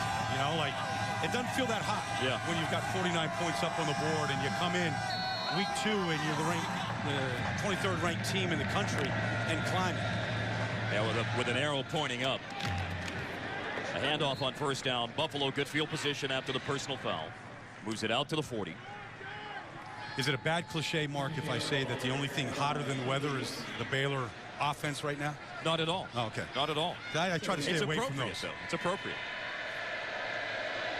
Under 5 minutes to play in the first half. 49 on the board for Baylor here in the first half. Anthony Taylor is wrestled down by Sam Hall after a short run off the right side. Well, that's Hall again on the same type of blitz that he had on the last forced fumble, just coming off the edge, unblocked, and just chasing the play from behind. Senior nickelback from Katy. Sam Hall had nearly 90 tackles last season. He's had 3 picks in each of the last 2 years. Yeah, him and Ahmad Dixon had changed positions coming into this season.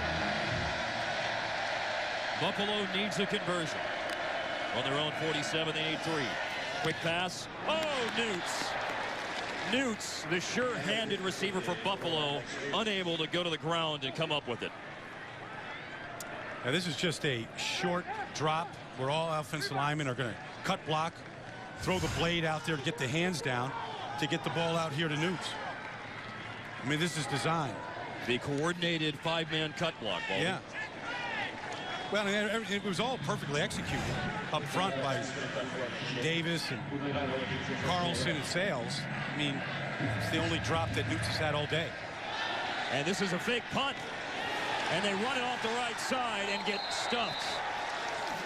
Well, Baylor read it. Lackey with the tackle. Well, it's a well-coached team, and so they're not fooled by things. And Jeff Quinn's doing what he has to do. He's trying to steal a possession, trying to hang on to the ball anything he can. Right now, he's grabbing for anything he can. And to Baylor's, really to their credit, they're disciplined on that play. They weren't fooled by it. Lackey was ready for it. Here's Lackey right here. Reads his keys. First down. Good job going for the outside leg, where if he doesn't get him, he's going to turn him into the pursuit. I mean, I don't blame Jeff Quinn for faking a punt right there and some of the trickery that they use today. Anything he can right now. Seastrunk, or the fake to Seastrunk and the pass by Petty to Niver. Niver came down funny on his back that time. Second catch today for Jordan Niver, cut down by Adam Redden. He got cut down and he fell right on his tailbone. I mean, you're going to get this cut right here. He sees it coming, and now he can't really protect himself. Man, right on the back of that tailbone. That's smarts. And that's a big man. He is a big man. I'm impressed. I'm one of the really underappreciated players in this Baylor program is Jordan Niver. Guy that started off at Stanford, recruited out there with Jimmy Harbaugh, some of those tight ends that they had at Stanford that they have proliferated into the NFL. Zach Ertz in Philadelphia right now, and Levine Toilolo down in Atlanta. I go through the whole list of tight ends that they had up there. 6'6", 260. Jordan Niver, the senior from just outside of Houston in spring. And he's being tended to right now with 4:05 left in the first half. Coming up on Fox College Football Halftime, presented by Arby's. Lauren McKeeman and Tony Banks with the highlights. Florida upset by the Canes. Miami with the victory. TCU bounced back from last week's loss to LSU. They defeat Southeastern Louisiana. And more top 25 action. That's Fox College Football Halftime, presented by Arby's. Al Golden down there at the U, getting things turned around, getting off to a good start. That's a huge win for the Hurricanes. I think any time right now with the dominance of the SEC, Mark, anytime you can take down an SEC opponent, it sends big flags up around the country like, wow, that doesn't happen. for example, like Clemson, although ranked very high, but Clemson taking down Georgia last week. Yeah, Georgia trying to stop themselves from going 0-2. Got a huge game between the hedges today against South Carolina. Art Briles has come out of the field and is standing over as they tend to Jordan Iver. He is a big fan of Jordan Iver and trying to get the national attention to him any kind he can. I mean, Art Briles, though, people want to come to Baylor and play for this man. A great coach. Was reading the story about Antoine Goodley in the Waco paper today, and he said, I love to send players to Art because I know how well he treats kids. Yeah. That was the Midland coach for Antoine Goodley. Well, here's the finish to this play on Jordan Iver here. See, he really can't break that fall, coming right down on his back of the spine.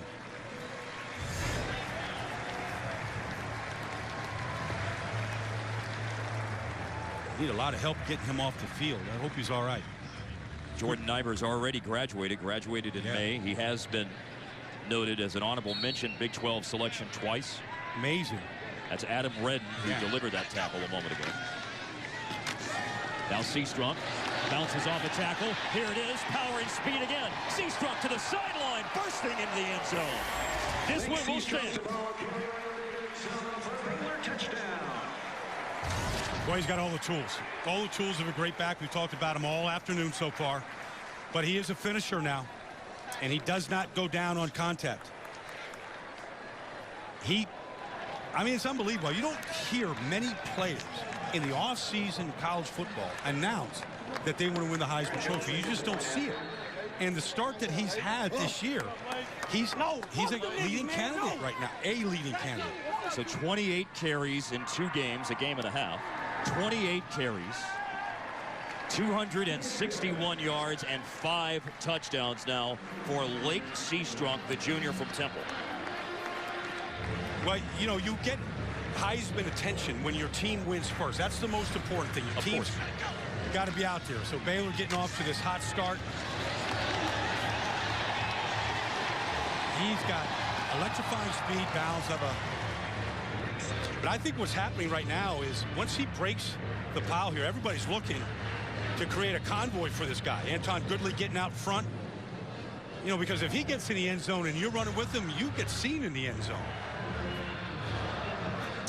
But we won't see much of Seastrunk in the second half, but you'll see him cheering on everybody else that gets to carry the ball. Complete team player. And those players will be Shock Linwood, who had a touchdown run earlier in the half. Anthony Webb, who had 6 carries for 71 yards last week. Maybe Devin Chafin will be in this week as well for Baylor. There's Niver. Hate to see that. Don't want to speculate on what that injury is, but he came right down on that tailbone without any way to break that fall. And that is painful. You can tell just how gingerly he's walking. Anthony Taylor in the end zone. 3:52 that is left of the second quarter as we look at the Associated Press top 10. Baylor is 23rd in this week's AP poll. Top-ranked Alabama is off. Oregon leads Virginia. Ohio State leads San Diego State. Clemson has already won. Texas A&M will play later against Sam Houston. Louisville with a win over Eastern Kentucky.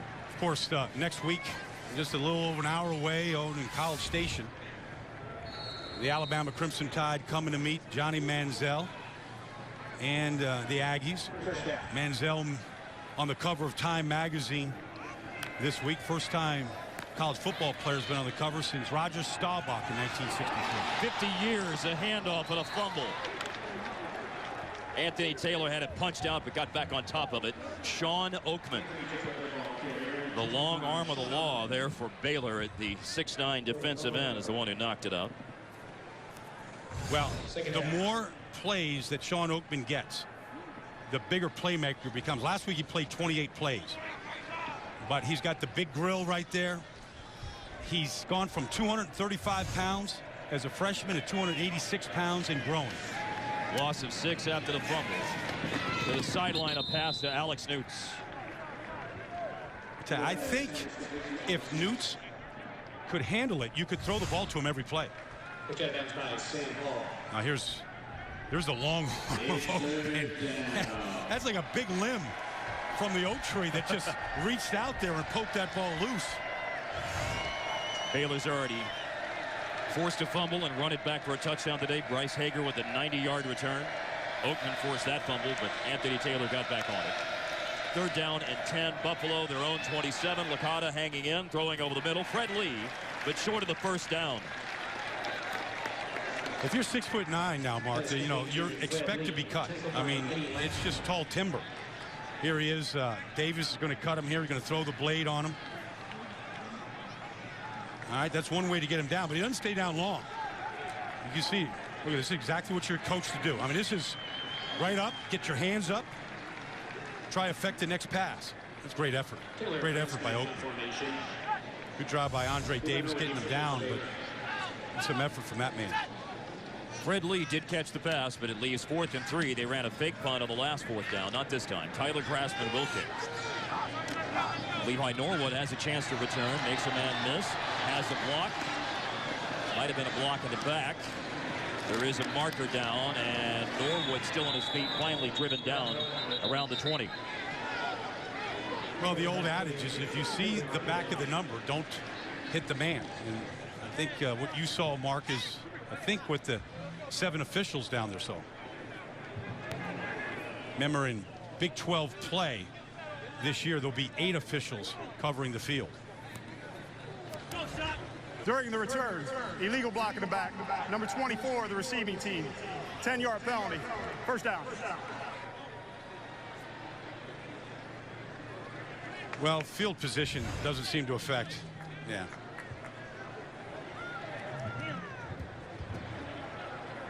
Right there's the block. Yeah, there it is. I mean, you see the back of the number. All right. Now, it's ill-advised. That'll be coached up in the film room tomorrow. You make a mistake like that, you just don't want to make that mistake again. You know, get it pointed out in front of the special teams crew, and you don't want to be the guy that gets pointed at again. We saw 14 with the penalty, Anthony Webb, and of course 14 is Bryce Petty, the quarterback, who will field the snap and hand it off. Well, you can see right now Baylor is trying to slow it down. I mean, they were running a play every 14 seconds, but I think there is a little mercy here.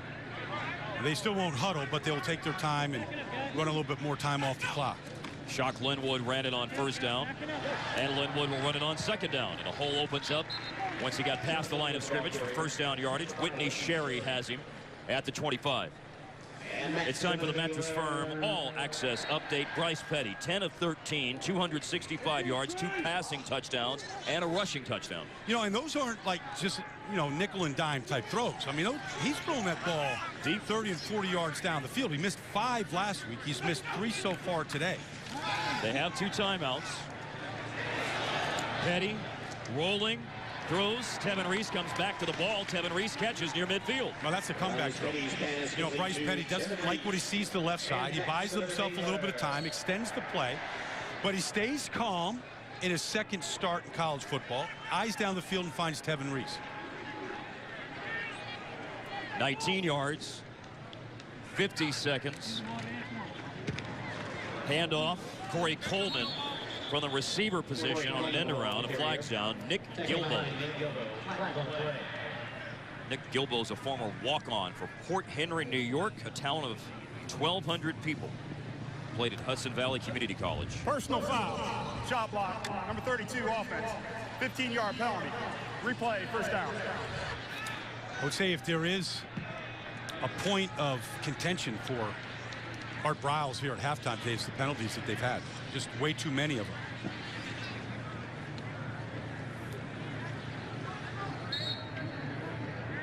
Most points and a half for Baylor, the 56 that they've had in the 1st half today. As you noted, a few penalties. That the 4th of the day, as a throw to Jared Monk, the tight end, is caught. They gain a lot of the penalty yardage back for that chop block call up near the original line of scrimmage on this set of downs.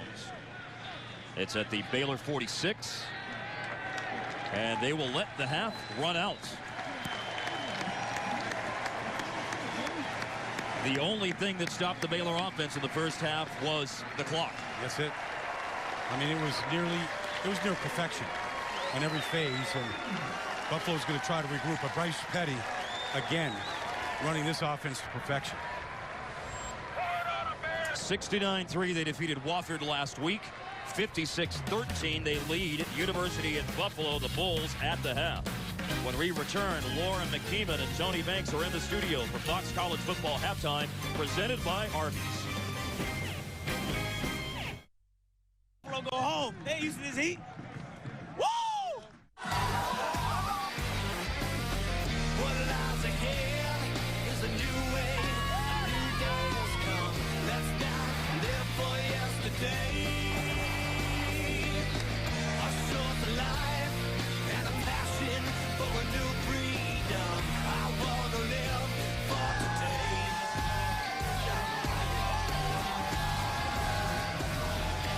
Fox College football, a hot afternoon in Central Texas. The Baylor Bears, ranked 23rd in the nation, lead the Buffalo Bulls 56-13. Thanks for joining us today for Fox College football. With Brian Baldinger, I'm Mark Followell. And the first half, it was just shock and awe by the Baylor offense. Over 500 yards, 56 points on the board. Baldy, they couldn't be stopped other than the clock running out at the end of the half. No, they haven't punted. You know, they punted once this year. I mean, they're a dynamic football team. And speed in this business, when you run a spread offense, there's really no answer for it. Now, Buffalo's playing hard. They're doing all the right things. They're changing up. There's, playing a lot of players, but you can't assimilate this speed in practice. And you don't get this in the MAC. They didn't see this type of speed at Ohio State last week. And so right now they're getting it, live. And it's been impressive. It has been impressive. We can show you how impressive it was with some of the highlights from the first half as Baylor built this 56-13 lead. Well, I mean, Lake Seastrunk is, he wants the Heisman, and he's running like he wants it. I mean, whether it's a touchdown run or bouncing things outside or showing the power, he's showing all the skills right now. And so he's been a highlight reel in the first 6 quarters of the season. He's doing everything that he said he thinks he can do the way he finished the season last year. But then Bryce Petty. I mean, this guy right now is running this offense to perfection. And it's not dink and dunk. It's deep throws to Tevin Reese. It's speed throws to the outside where you get the ball in the hands of some of these track stars and let them finish the play. And, look, he's missed three throws today. He missed all of 5 last week. I mean, he's been a target, but it's not just the offense now. I mean, they're getting contributions from everything. Sam Hall here knocks the ball loose from Licata. Ball's on the ground. And here's Bryce Hager dancing, 90 yards, 91 yards. It was a long way. 91, second longest fumble return in Baylor history. Yeah, and so, he needed a little bit of oxygen at the end of that run, and here we go. I mean, they haven't had the ball for 10 minutes, and they've got 500 yards of offense and 56 points. It's a full-blown display that I think is really going to catch the entire attention of the United States after this weekend. So if you're Buffalo right now, Mark, you come out of the tunnel. I mean, it's a gut check. It's a flat-out gut check. Jeff Quinn has told him that. Finish this game. Finish it. Don't look at the scoreboard. Play hard. Be proud. And so I think that's probably the message from Jeff Quinn. The halftime stats that you just saw were brought to you by Napa. There's Jeff Quinn, the head coach at the University at Buffalo. And as Baldy said, it will be gut check time for his team here in the second half. The offensive leaders today for Baylor: Bryce Petty, the junior from Midlothian, just southwest of Dallas, 12 of 15, passed for 298 yards and 2 scores, ran for another. Lake Seastrunk, the junior running back from Temple, 17 rushes, 150 yards, building on the 11 for 111 and 2 TDs last week. And Tevin Reese, last week against Wofford, caught 97 yards worth of passes, 5 grabs, 4 for 97. And a touchdown from 61 yards out today. Well, Bryce Petty, he waited 4 years to get his shot. And he's been incredible. But really, Lake Seastrunk, that's a heck of a first half of work now. In 100-degree heat to go 17 carries, all right, $150, 3 touchdowns. I mean, that's a full day's work in 80-degree heat. And he doesn't look the least bit affected by the number of carries, the temperature. He looks as charged up to go play this third quarter as he didn't come out of the tunnel to play the game. Got to credit the conditioning work all off season. A lot of hard work in the heat of Central Texas for Lake Seastrunk and his teammates. And they are dealing with the 100-degree heat quite well this afternoon, putting a Baylor modern era record of 56 points on the board in the first half. Well, Buffalo came here 4 years ago, but they didn't see a team like Baylor has now 4 years ago. Patrick Clark's kickoff over Darius Jones. Well, they didn't punt in the first half. So this is what the first half possessions look like from Baylor's offense, Mark. It was pretty much, you know, you practice against your own team. You hope you can do those kind of numbers. The number of big plays, you know, 30, 40, 50, 60, 70, 80 yards at a chunk. It's incredible. And don't forget, you had a defensive touchdown in there as well. And after averaging 111 per touchdown drive last week, it's 1 minute and 9 seconds today. A blast up the middle by Shock Linwood on first down. He is down just out inside the 30 at the 31. So a gain of 6 before Lee Skinner from Dayton, Ohio, junior linebacker, on the tackle for Buffalo. Now, it is a little dilemma. I mean, there's sportsmanship from Art Briles, and they're slowing it down a little bit, but their whole offense and how they practice is based on tempo. Linwood up the gut. Linwood a first down beyond their own 40. A run of 10. Skinner with another tackle. We said it last week when they tried to slow it down. It's not in their DNA. And a quick pass, Jared Monk over the middle after the play fake. Monk with a stiff arm, staying on his feet inside the Buffalo 20. The big tight end, Jared Monk, a senior from Wiley, 6'5", 275. Remember, Jordan Iver got hurt in the first half. Yeah, so, you know, Jared Monk, it's the next man up, and they're ready to play after that big gain. 40 yards was the gain. Linwood bouncing. Linwood on his feet. Linwood inside the 10. First and goal coming up. Okoye Houston with the tackle. That is a powerful kid now out of Linden, Texas. I mean, his first carry last week was a touchdown. First carry in college football was a touchdown. 5'8", 200. There's Linwood, another touchdown. Taking it in from 6 yards out. Shock Linwood. You know, Jeff Quinn, maybe you see, I mean, this is a fiery competitor, and really he has no answer. You know, you write whatever you want down the sheet. He's shaking his head in disbelief. Art Briles, the man in the black shirt right now, he's got to like what he sees. 104 on the touchdown drive. Jones, the extra point. Tight ends getting involved in the passing game today before he got hurt. Jordan Iver had a couple of catches in the first half. And now Jared Monk on the quick pass over the middle and the rumble down the field. Baylor after the TD now up 50.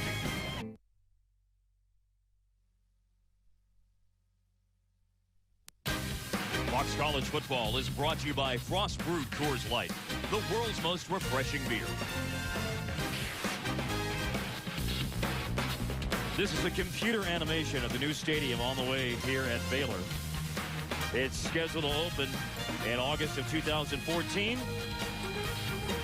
And our crew was out this morning with some footage. Right by the Brazos River and Interstate 35 in Waco, 45,000 seat stadium. Expandable to 55,000, being built at a cost of $260 million. And here is a shot live of the new stadium, and you can see the shot here from Floyd Casey just a couple of miles away. Well, we're right in between Austin, Texas, Memorial Stadium down there at the University of Texas, and Dallas, where AT&T Stadium on Sunday night will see the Cowboys and the Giants play. Yes. You know, and so this is really an exciting time at Baylor football, for Baylor football, and it's all because of the vision and the passion of Art Briles, period. Short kick, fumbled at the 30 to the 35. Buffalo with a short return of a short kick. Jimmy Gordon up back, tight end, fielded, and ran it up past the Buffalo 30. Last week, 111, the average time of touchdown drives, and this last drive for Baylor shortened the average by a second, knocked it down from 109 in the first half, now 108 for the game. Well, I mean, it's hard. It's just really hard to defend. I mean, really, you know, there's a lot of people running spread football and hurry-up football and up-tempo football in the NFL and college, but I don't know anybody that quite does it quite like Baylor does it. Alex Zordich is in at quarterback. Big hole for Anthony Taylor on the handoff on the Buffalo 34 where the drive starts. As Floyd Casey Stadium closes down this year, 64th year for Floyd Casey Stadium, Brian. The new stadium is costing $260 when Floyd Casey Stadium was built and opened with a game against Houston in September of 1950. That cost $1.5 million. Yeah, times have changed. Yeah. I'm sure with your Duke education, you can figure out the economics and what it is in today's dollars. I could prorate it. I could do that. Rate of inflation. Anthony Taylor on a second down handoff. Suleiman Massabuko with the tackle on the second down. Yeah, you can't get lost here on what Alex Newts has done. Their all-time leading receiver at Buffalo. And the day that he's had almost 200 yards receiving. That is, you know, to go on the road in this kind of heat and do it is really been impressive.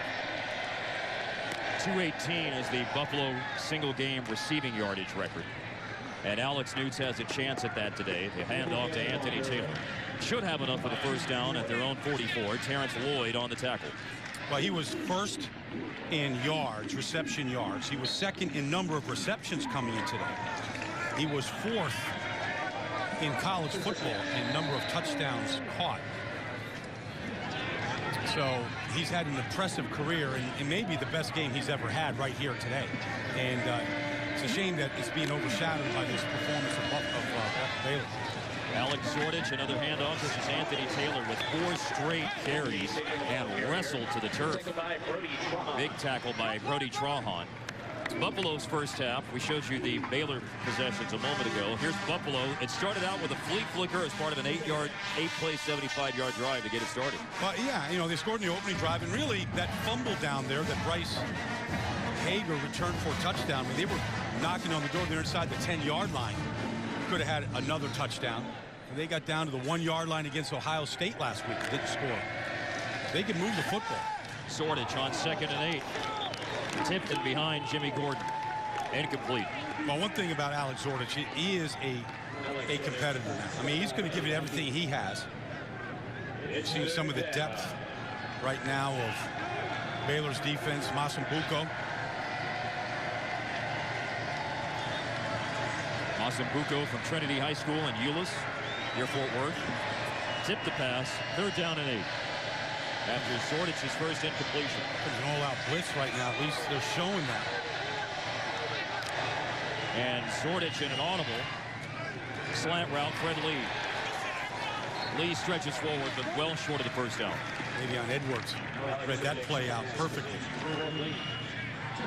They tried to take some time off the clock. I mean, Baylor can't. So they tried to do that by running the ball a little bit, but they were unable to convert on the 3rd down. They had a good start converting 3rd downs early in the game. Now 4 for 9 on 3rd downs after that. Grassman with the punt. Levi Norwood signaling fair catch. His own man knocked him down.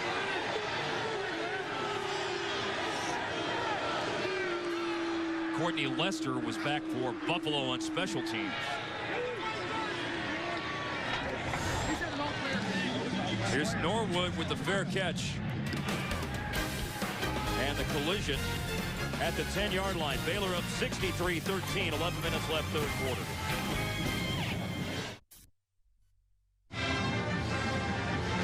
From America's #1 pregame show comes the all-new Fox Football Daily, featuring an all-star lineup of experts and NFL legends.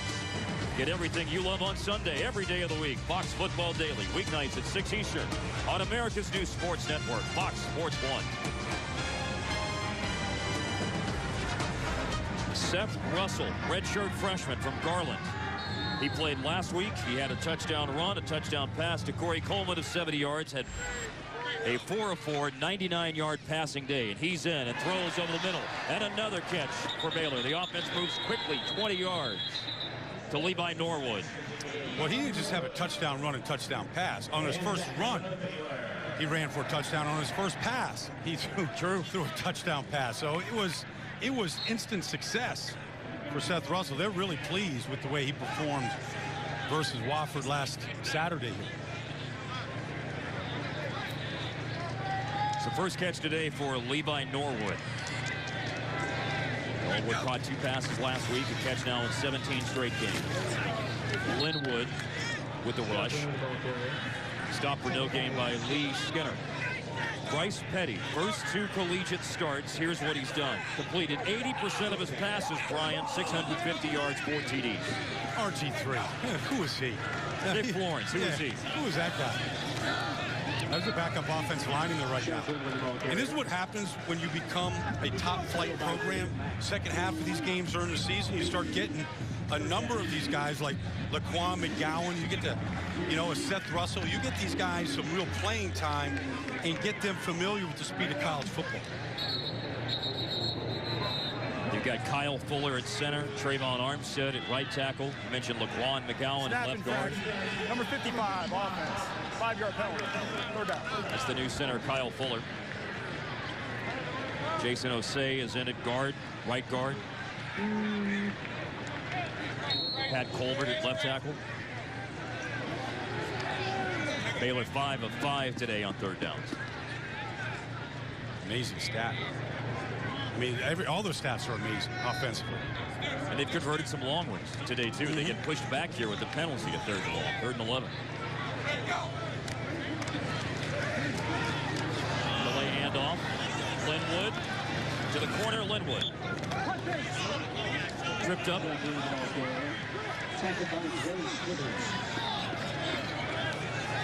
It will be the first time today that we've seen the forgotten man on the Baylor roster. From Knoxville, Tennessee, the junior Spencer Roth, the punter. Saw him 1 time last week. He punted for 40 yards. And we will see him with his first punt of the day. And Alex Newts, who's been a major factor in the Buffalo passing game, back deep to receive. A rush on the punt. 1 bounce to Newts. Oh, he must have called for a fair catch. On the bounce. Yeah. TV, Terrence. TV. Run with it after you fair catch it. It should be a penalty, but I don't know if they blew it dead. 8:52 remaining 3rd quarter. 48 yards on the first punt today for Spencer Roth. Baylor 63, Buffalo 13. A lot to celebrate today for the Bears. Jeff Quinn, the head coach at Buffalo. Alex Newts, the wide receiver for Buffalo, called for a fair catch by doing this on the return. Well, any kind of motion with the hands signals a fair catch, even though it's below his waist. And so properly blown dead on that case. He was just waving his blockers off because the ball bounced short. Zordich at quarterback. Zordich on the keep. Hit at the line of scrimmage, Sam Hall.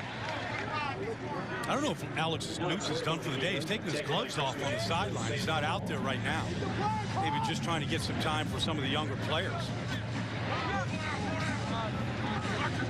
Close to a Buffalo record in terms of receiving yards and close to their first 200-yard game in receiving yards since 2002. Out on the left side, incomplete, a pass. Ron Willoughby, the intended receiver. Yeah, I mean, they're just getting some younger players. Ron Willoughby is a sophomore out of Avon Lake, Ohio. Just taking this time down 50 here in the 3rd quarter to get some playing time for some younger players that they're going to have to rely on as they get ready for their MAC conference schedule. 2 non-conference games at home coming up for Buffalo against Stony Brook and then Connecticut. Forced up to run. Alex Zordich is belted at the 25. Brody Trahan. That will leave a 4th and 4 for Buffalo with 8 minutes remaining in the 3rd quarter. Baylor's last drive ended in the first punt of the day. Tyler Grassman will be back out on the field to punt again, though, for Buffalo. Tyler Grassman in punt formation. Levi Norwood back to return his punt. If you're not hustling, this guy will take it right to the house on you. He's got incredible speed himself. 3 catches for the season. It's a nice kick by Grassman, who we noted earlier really struggled last year, only 35 yards a punt. But good kick, good coverage, 56 yards on that punt. Art Briles and the Baylor Bears putting on a show today. They lead 63-13 over the Buffalo Bulls. Baylor 63, Buffalo 13, Fox College football. 23rd ranked Baylor with the lead, and here's the Coors Light Cold Hard Fact. Brought to you by Frost Brewed Coors Light. Best winning percentage at home of the Big 12 since 2011, the Baylor Bears. Winning 93% of their games, 13-1. It will go to 14-1 here in a quarter and a half. Maybe they shouldn't go to the new stadium. Maybe they should ride the hot house right here at Floyd Casey. Like they've got a heck of a home field advantage right now. A quick throw by Seth Russell. And a catch, moving up the sideline, pushed out of bounds, Corey Coleman. And if you're just tuning into the game, look, it's 98 degrees or more this afternoon, 97 at kickoff. The amount of people in the stands does not reflect the energy that was here earlier in the game last week. 45,000 people were here last week. Second largest crowd for a Floyd Casey Stadium Open. Only one larger, Oklahoma, here in 1973. Robbie Rhodes, the freshman at a Southwest High School in Fort Worth, just put a move on the corner. What you call a post corner route. And I don't know, this ball is close to a big play. Robbie Rhodes, not quite off the fingertips. They're going for a big play there. That's one thing about this offense. It is, they strike fear on you because they're not afraid throwing the ball deep down the field and anywhere on the field. And so many different weapons. They fake the handoff, they throw for Jay Lee. Baylor fans want a flag down. Did you see some jersey being grabbed? I think so. Yeah. And you got to do that sometime. Marcus Baker out there on coverage. There it is. Yeah, I mean, looks like he's trying to slow him down one way or the other. Jay Lee caught 3 passes last week. Russell to throw again. Dancing around in the pocket. He's got Rhodes. Rolling and trying to find Rhodes. Rhodes looked almost like he lost it in the sun the way he was turning back for the ball. Well, it's a hot, lazy Texas sun, and it's big. And it can blind you if you're looking right into it. I mean, you're going to get Robbie Rhodes open right there in the middle of the field. He might need a little tint on that shield of his. Yeah, I don't think he saw it. I mean, because he reacts to football way better than that. I think he got blinded by that 100-degree sun. Second punt today for Spencer Roth. The protection picks up the rush. And that's a fair catch at the 18-yard line for Alex Newts. 37 yards on that punt. It's a triple header today on Fox Sports Networks. Stephen F. Austin and Texas Tech will wrap up the day of college football coverage. Baker Mayfield last week led Tech to a win at Ford Stadium against SMU, 43 of 60, 413 yards. First freshman quarterback to be named Big 12 Player of the Week since the man who is now his coach, Cliff Kingsbury. Well, just look at that. Completions, 43 completions in a game. It used to be if you threw the ball 43 times, oh, you're just an aerial circus. All you do is throw the ball. He had 43 completions. Zordich going up top, down the middle of the field. That's Ron Willoughby. Ron Willoughby catches deep in Baylor territory. Down as he catches at the 36. Well, I like to see it. I like the fact that Buffalo is still attacking. Willoughby out there right now, the X receiver, in place of Alex Newts. And Zordich airs this one out. Gets a lot of air underneath. A nice effort by Willoughby to pull it in and then seal it before he hits the ground. And a welcome to college football for Ron Willoughby with his first catch. Anthony Taylor running off the right side. Nowhere to go. Suleiman Massabuco. Is that Willoughby's first catch? Yes. Wow. I tell you, that's impressive. Another way to lay out for it. You just like to see effort plays, you know, when a team is down 50 like this. Because those are the kind of plays that's going to help them compete in the MAC conference this year.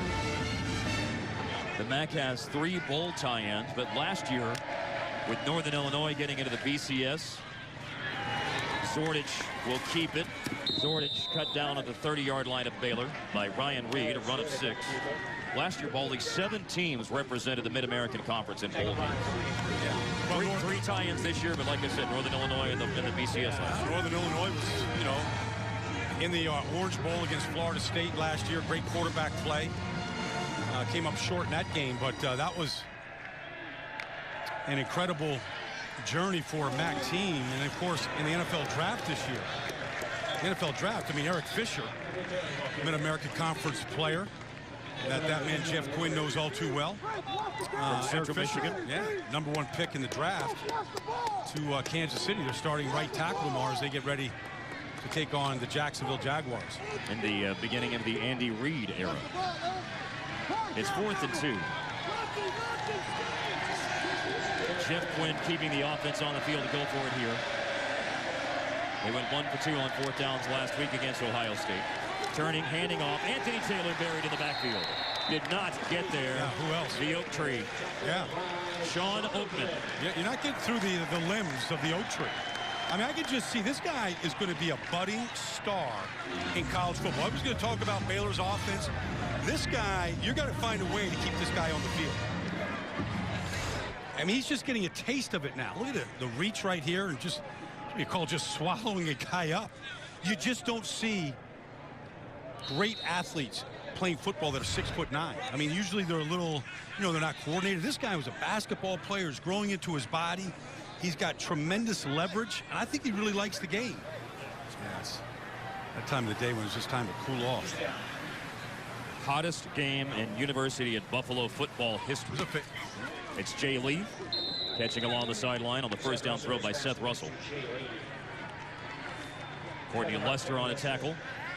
Jay Lee catches the ball and just gets up right where he was tackled, is in position to go play again. Devin Chafin from Burke Burnett. That's up near Wichita Falls, Texas. And Burke Burnett's Devin Chafin did not play last week.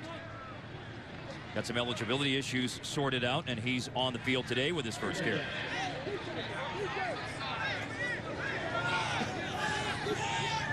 Baylor scored 56 points in the first half.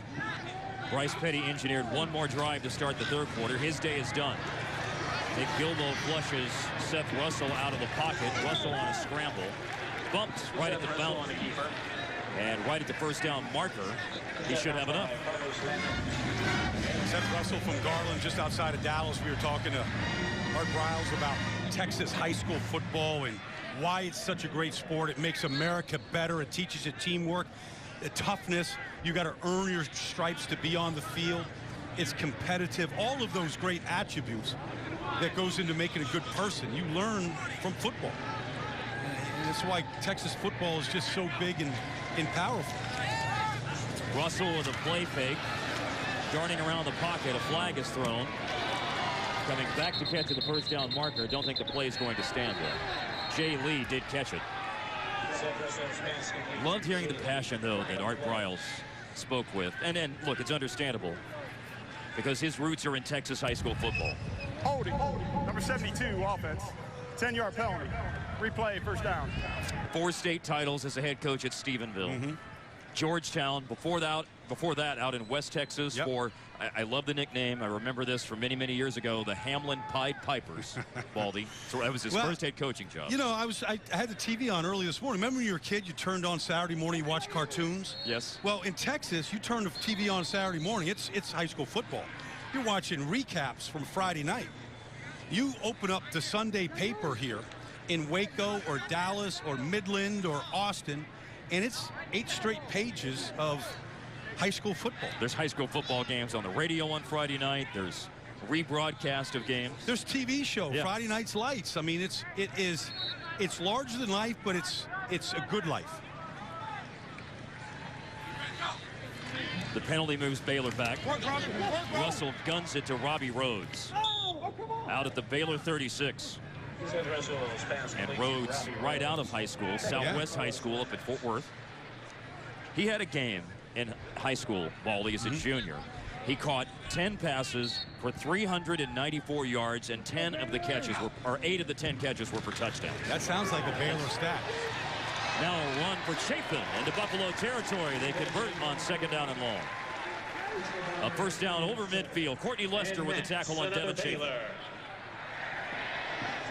And they move quickly again. They're shuttling in an offensive guard. It's like Fuller was hurt. Yeah. And another center's gone into the game. And Russell, again, darting around the pocket. Ooh, showing some elusiveness, but finally a takedown by Jake Stockman. Stockman had 2.5 sacks last year, junior from Joliet, Illinois. You know, and when I watch those high school football shows on Saturday morning or Friday night, every high school in this state's playing a spread offense. You know, so like the talk and on the national level is why are these young quarterbacks so ready to play at the NFL level? It's because they came out of systems just like this in high school and then through college. And another quick pass. Russell finds Lynx Hawthorne.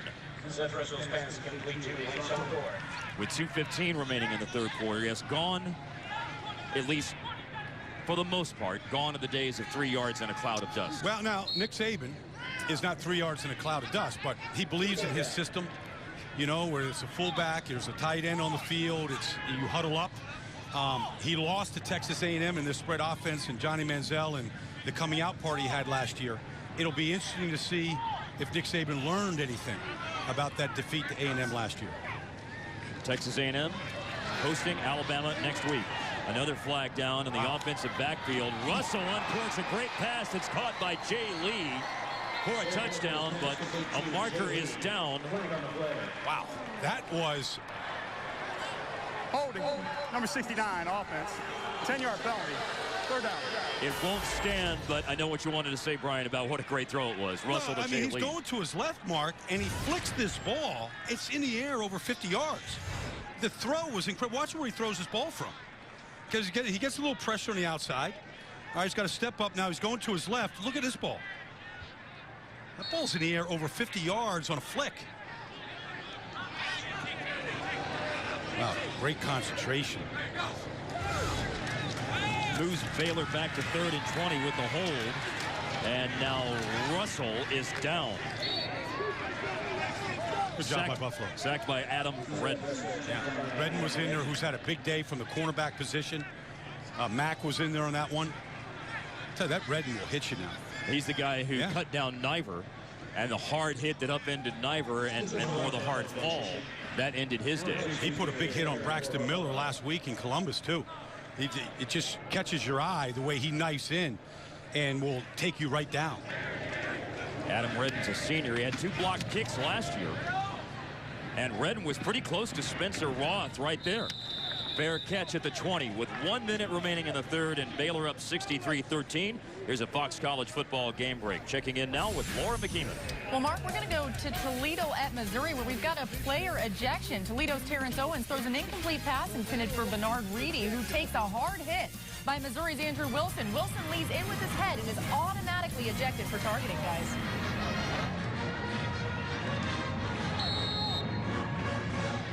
One minute remaining in the third. Buffalo coming out on the field on offense at their own 21. Buffalo scored twice in the first quarter. The extra point on their second touchdown was blocked to account for the total of 13 points. Zornich down the sideline. And the marker comes in. I really thought the offensive player ran in to the defensive player there. Ron Willoughby caught a pass earlier in the quarter. He was the intended receiver. Xavier Howard had an interception earlier in the game. There's a lot of penalties on the secondary of Baylor today. And they're going to see teams at Oklahoma State. We're going to put the ball up a whole lot this year. Alan Eck is the referee. Xavier Howard is the player for Baylor that was back in coverage. Here's the call. There were 2 fouls. Pass interference, number 18, defense. 15-yard penalty. First down. After the play was over, personal foul, number 50, offense. 15-yard penalty. It's 1st and 10. Right back where they started after all of that. Yeah, they cancel each other. That's Andre Davis, number 50. He doesn't hear a whistle, Andre. He's a converted defensive lineman. They're going to pull him out of the game right now. Maybe good for good. It's one of Jeff Quinn's projects, is taking defensive linemen, tight ends, and converting them to offensive linemen. We will find out as soon as we can who that is that's being carted off right now for Buffalo. Inside handoff, Anthony Taylor. You brought up the point about Jeff Quinn. We talked to him this week. He loves to take athletic players from the defensive line, from the tight end. He loves their competitiveness, their nastiness, their tenacity of their defensive players, and put them on the offensive line. He said, you find me the player, I'll coach him up and make a player out of him on the O-line. Well, the starting center for the Philadelphia Eagles is one of his guys. Jason Kelsey, when he had him at the University of Cincinnati, took a slow middle linebacker, made him into a fast, really good center, as he'll be leading the Chip Kelly offense into Washington on Monday night. Kendall Ehrlich with the tackle as Anthony Taylor got another carry. Taylor has seen the lion's share of the workload at running back. Remember that Brandon Oliver got slowed up with an injury. Could be the final snap of the third quarter here. Buffalo had a new running back into the game. It's James Potts. That's the end of the third quarter. The quarter. It has been all Baylor today. Blake Seastrunk, Bryce Petty. On a very hot afternoon, their offense was blazing hot in the first half. They built a 50-point lead as you're watching Fox College Football.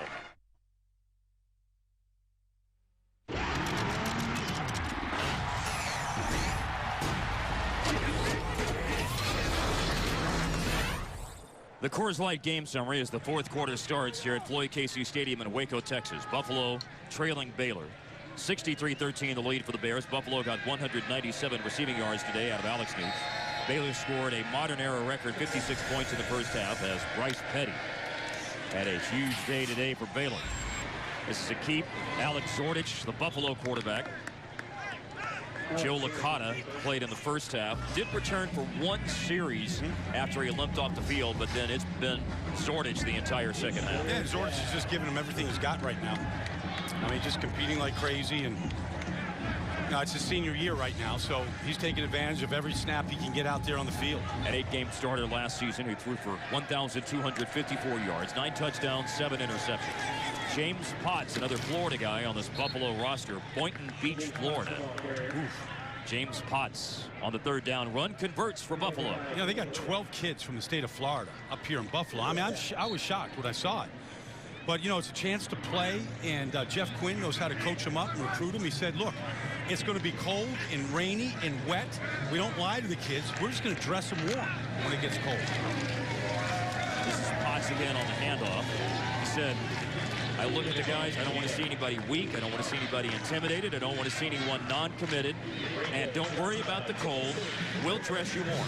I tell you what, Jeff Quinn's not thinking about the cold. No. He's like, or the hot. Get us out of the heat. Get us out of this heat. Get us back to some Buffalo weather. Buffalo weather was one morning earlier this week, 42 degrees. There we go. There we go. Anthony Taylor on a handoff. Second down and 5.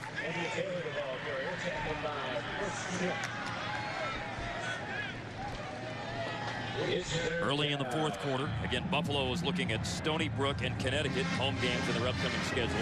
Baylor will have a week off, then we'll play Louisiana Monroe here at home. And then we'll have another week off before they open Big 12 play against West Virginia in the first weekend in October. West Virginia will play at Oklahoma, and a game to be televised on Fox tonight.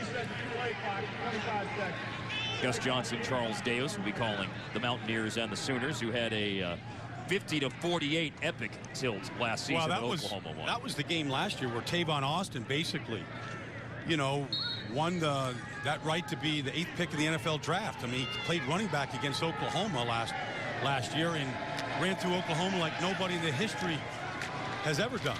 Anthony Taylor converts on third down, takes on the defender and rolls over Ryan Reed. Blake Seastrunk on the Baylor sideline. Talked about it last week on the Baylor Wofford broadcast, and he has pronounced himself a candidate for the Heisman Trophy, and you have to mention him with these names based on his first 2 weeks performance. Yeah, you know, and as long as Baylor just keeps exploding offensively and winning games, then he's really going to be considered. Because that's what it ultimately comes down to.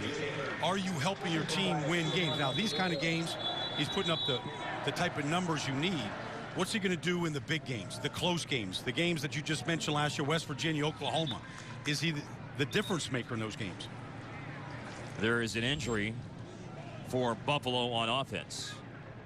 12 minutes, 20 seconds remaining. Baylor leads 63-13.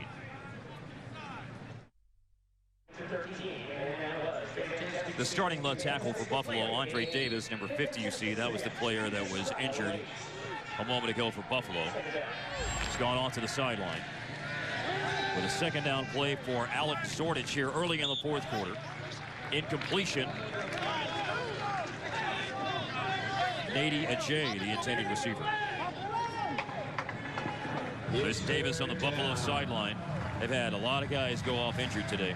Well, he was an all-MAC player and really one of Jeff Quinn's real prized pupils. Just going from one position, switching to left tackle, and bringing a defensive lineman's mentality to the position. Played the most snaps on the team in 2012 as Zordich throws for the sideline.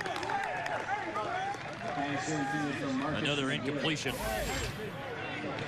First time that Marcus McGill has had a pass thrown his way today. And Buffalo will send Tyler Grassman back out on the field to punt again. The cousin of Tyler Grassman, Corbin Grassman, is the long snapper. You think about kids and cousins and brothers throwing the football in the backyard to each other. They were long snapping in the backyard as cousins, Corbin and Tyler Grassman. That's no joke either. They probably did that on every holiday in the backyard. One snapping to the other, back and forth. 11:51 remaining. A timeout on the field with Baylor at home leading Buffalo 63-13.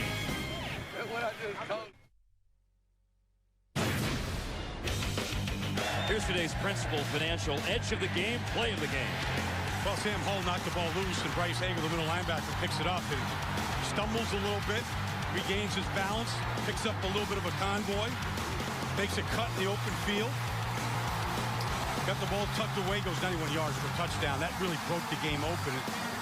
Buffalo was trying to make a game of it. They could have possibly taken it 42-20 at that point. Instead of it got blown open 49-13. And that's the play that did it for them. Out of the timeout and after the Buffalo punt, Baylor starting on their own 20. A run up the middle. That was Devin Chafin with the carry. There's Bryce Hager, who had what proved to be the second longest fumble return in Baylor history. 91 yards on that touchdown run. Another carry here for Chafin. The longest, as we mentioned at the time, was Charles McClanahan in 1974. 96 yards for Baylor against Missouri. Well, the thing that was impressive, I mean, Bryce was knocked out of the game on a goal line plunge by Bo Oliver earlier in the game. Got kicked in the head. Yeah, first drive of the game. Looked a little woozy, but, you know, shook off the cobwebs and got back in there and then makes the biggest play of his life. And one of the biggest defensive plays in Baylor history. Second straight week that they end up with a defensive touchdown. On the rollout, forced out Seth Russell. Russell keeps his feet. Russell showing off the speed and then wrestled down shy at midfield. Tamaris Bell bringing down Russell at the 47. He runs for 21 yards. Redshirt freshman from Garland, Seth Russell. Well, I think it's been well documented the success that Art Briles has coaching quarterbacks, and it looks like Seth Russell is getting that type of time where you can see the skills that he has. That could be another good one for him. Stands in the pocket, airs it out, looking for Jay Lee, and Jay Lee catches for a touchdown for Baylor. Took that ball right away from Marcus Baker and made it look easy. And again, Russell just flicks that ball. It's in the air 55 yards. He's got, here he is on the outside. Straight speed, stretching you all the way to the sideline now. Runs right by Marcus Baker. Maybe a little bit of a push off with the right arm. Almost like Drew Pearson in the Hail Mary catch from Roger Staubach. Kind of pushed him off, cut the ball with one hand. He didn't push off on that. Well, Drew said he did. So therefore he did, right? No. Last week, Baylor set a Floyd Casey Stadium record with 69 points. They set a new one today. Aaron Jones' extra point makes it 70-13 Baylor. Jay Lee caught it after Seth Russell, the redshirt freshman, threw it.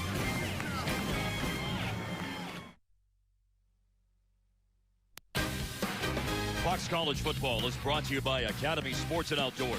Right stuff, low price, every day. And by Ford F-Series, America's best-selling truck for 36 straight years.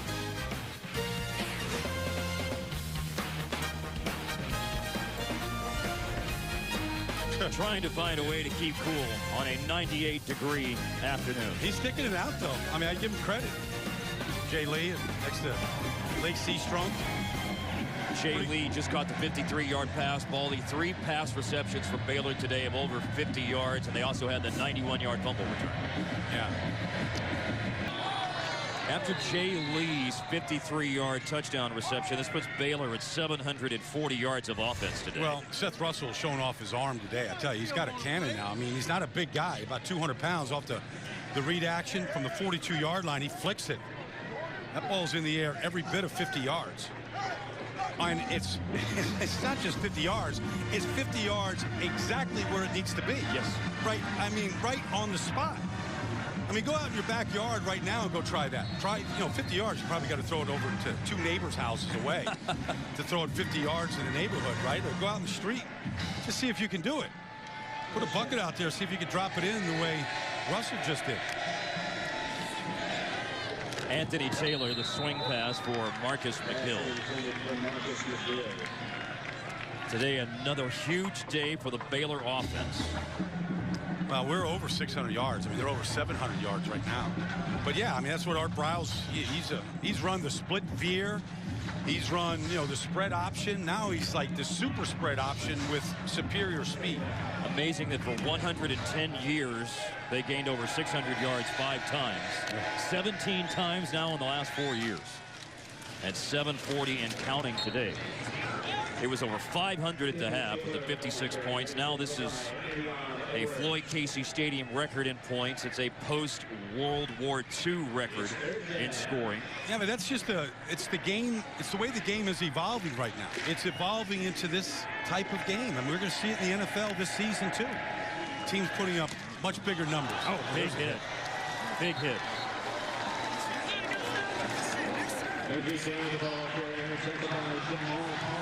Jamal Palmer, Zorel Ezel. There's the 70 on the board for Baylor. And if you don't think it's this kind of football is coming to Sundays, just look at what happened on Thursday night. I mean, Peyton Manning threw 7 touchdown passes against the reigning Super Bowl champion. 5 in 1 half. So that's where this whole thing is going. The speed that Art Briles plays with, the speed on the edge. I mean, how many receivers can you get that have world-class speed? Let's get them out there. Let's get the ball in their hands and see what they can do. One more player running out on the field now for Baylor.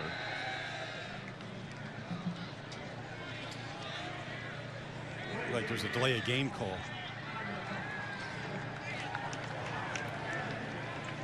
Delay of game on Buffalo. Cal Spangler got a couple of chances to return last week, and he's back deep for Baylor. When you're up 70-13, even after the penalty, there's some smiles and laughs on the sideline. Smiles and laughs, but as Art Briles' T-shirt said last week, there's no days off. No. Somebody reiterated that as a message to me before the broadcast today. Someone in a nice lavender shirt told me that today. Yes. No, we're not allowed. No days off. It's football season.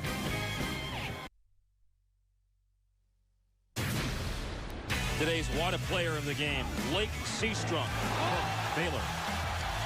Well, he had, what a display. 17 carries all in the first half. 150 yards, 3 touchdowns. You see the power, just lowering the shoulder right there. The legs don't stop. He is like kinetic motion.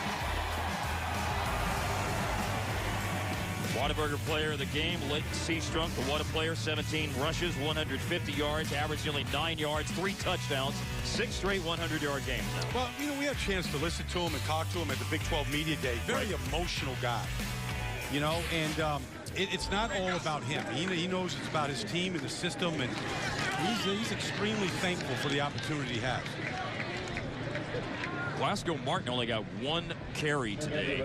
Anthony Webb is in now, and he had 6 carries for 71 yards last week. So we've seen Seastrong. Martin only 1 carry. Carries for Devin Chafin, Shock Linwood, and Anthony Webb is on now. Well, I think Glasgow Martin's coming back from the broken foot. Played a little bit last week. I think they got a bye week coming up. Yeah. I think they're just trying to get him as strong and healthy as he can, you know, to get ready for the conference season. Laquan McGowan. Yeah, he's a big man. Big man that can move. I mean, he's only a sophomore. He's going to get a chance to play. He's the left guard. But he does blot out the sun. 8.5 minutes remaining. This is the 4th highest point total in Baylor history, as Anthony Webb runs it around right in it. Hit right at the first down marker and surges forward. Baylor moves the sticks again. And the big numbers keep pouring in. This is now the 3rd most passing yards today for Baylor in school history. 452. If you're Anthony Webb and you know that games are going to be coming up that's more competitive and they're going to see Seastrong and Glasgow Martin, you're like, I want to put my resume out here as much as I can right now. 71 yards last week, and this is a player who moved from 3rd team safety on the depth chart to 4th or 5th, depending on who's available at running back. They got noticed with what he did in the 4th quarter last week and has run it 3 times here in the 4th quarter on this drive. It's good hit that time by Buffalo. Good to see those guys still finishing strong here. It's been a long trip and a long afternoon for Buffalo here in the searing heat and under the onslaught of the Baylor offense. But Jeff Quinn is hoping that their day will come whenever they start playing the Mid-American Conference. And again, 2 non-conference games before that, Stony Brook and Connecticut. Trying to get that 6 wins. Devin Chafin with the run. Trying to get that 6 wins to go to a bowl game for just the 2nd time in school history. Well, my guess is it's going to be tough for anybody in the MAC to stop Newt. Alex Newt showed me something here today at Floyd Casey that this guy, and he showed it last week at Ohio State. He showed it throughout his career that he is a tough guy to defend. And he gave it everything he had out here today. I mean, what a performance. Laquan McGowan's back in there at left guard. And Devin Chafin is back in as running back. Last 2 carries here for Baylor. Couple of yards shy of the first down. Nick Gilbo, we noted earlier, a walk-on, now on scholarship. Port Henry, New York is where he's from, way up by the Vermont border.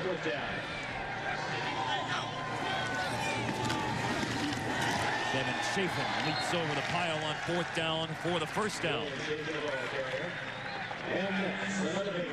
And now, you know, Baylor can really, and really for Buffalo too, I mean, just keep this clock ticking here.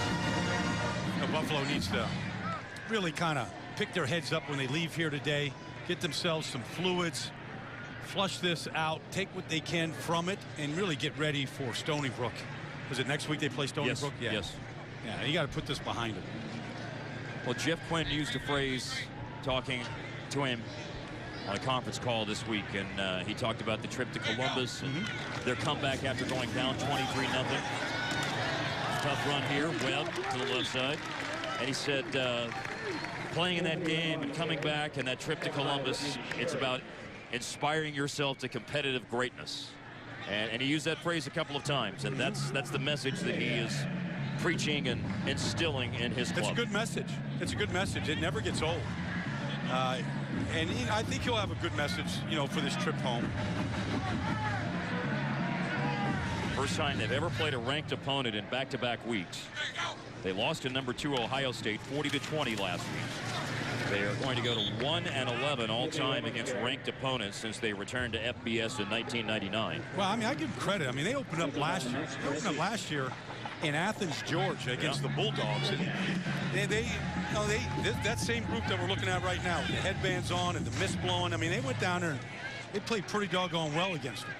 They're just changing quarterbacks now for Baylor here inside the last 5 minutes. Seth Russell off the field, and Andrew Fairking, who got a couple of snaps at the end of the game last week, is now at a quarterback for Baylor. So Russell's day If it comes to an end, it's 114 yards passing and a touchdown. And also ran it 4 times for 18 yards. Anthony Webb with another handoff. With 4.5 minutes remaining. Tedroy Lynch with the tackle. Tedroy Lynch had a chance to be in on a big play last week. He was the player for Buffalo who recovered the fumble that Khalil Mack had forced in the 3rd quarter. It was 30-20 Ohio State when that happened. And Buffalo recovered a fumble at the 2, but the play was negated because of a hands to the face penalty on a bull rush by Khalil Mack. Could have made it a lot closer.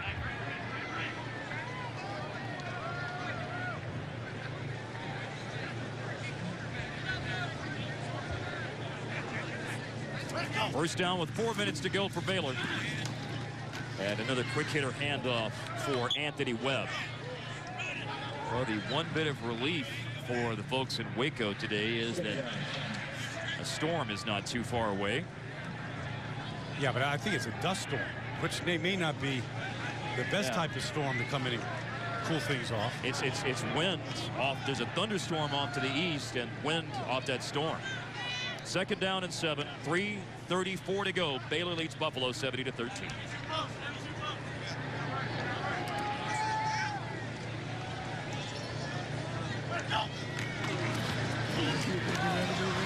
Keeper for the new quarterback.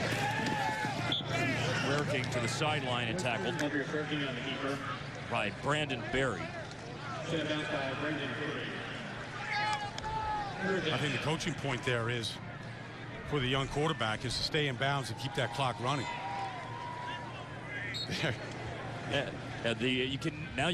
We saw that clear shot of the new stadium just up the road earlier, Brian, and now the dust is hindering the view. I've been in Floyd Casey when severe weather comes in with the lightning like they had up in Denver on Thursday night, where it can clear you out real quick. The winds can change, and they're changing right now. Anthony Webb slung down. Oh, this is outflow boundary out of the thunderstorms that are off to the east. Oh, yeah. You didn't know I was going to get meteorological today, did you? But I mean, I'm sure you have like one of those digital phones or something with all the weather and probably showing you the wind gust coming in. It's really strong. I don't need the digital phone to tell me that. Yeah, that just changed like literally in the last minute. That just started coming in. You can see the wrappers blowing around the field. The flags here at Floyd Casey, the dust kicking up. Anthony Webb on the option. And again, they will go out of bounds here on this 4th down run. The question is, did he get the first down? Maybe turned over on downs here. Yes, it will be turned over on downs.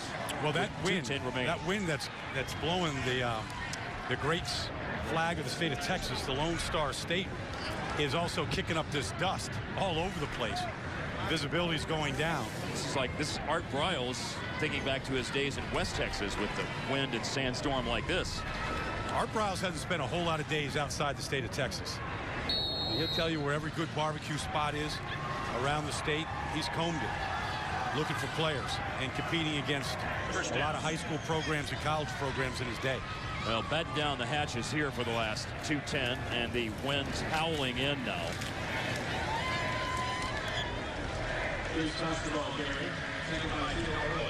Barring a turnover, it's a end of the day for Baylor on offense, but it's a new school record of total yardage.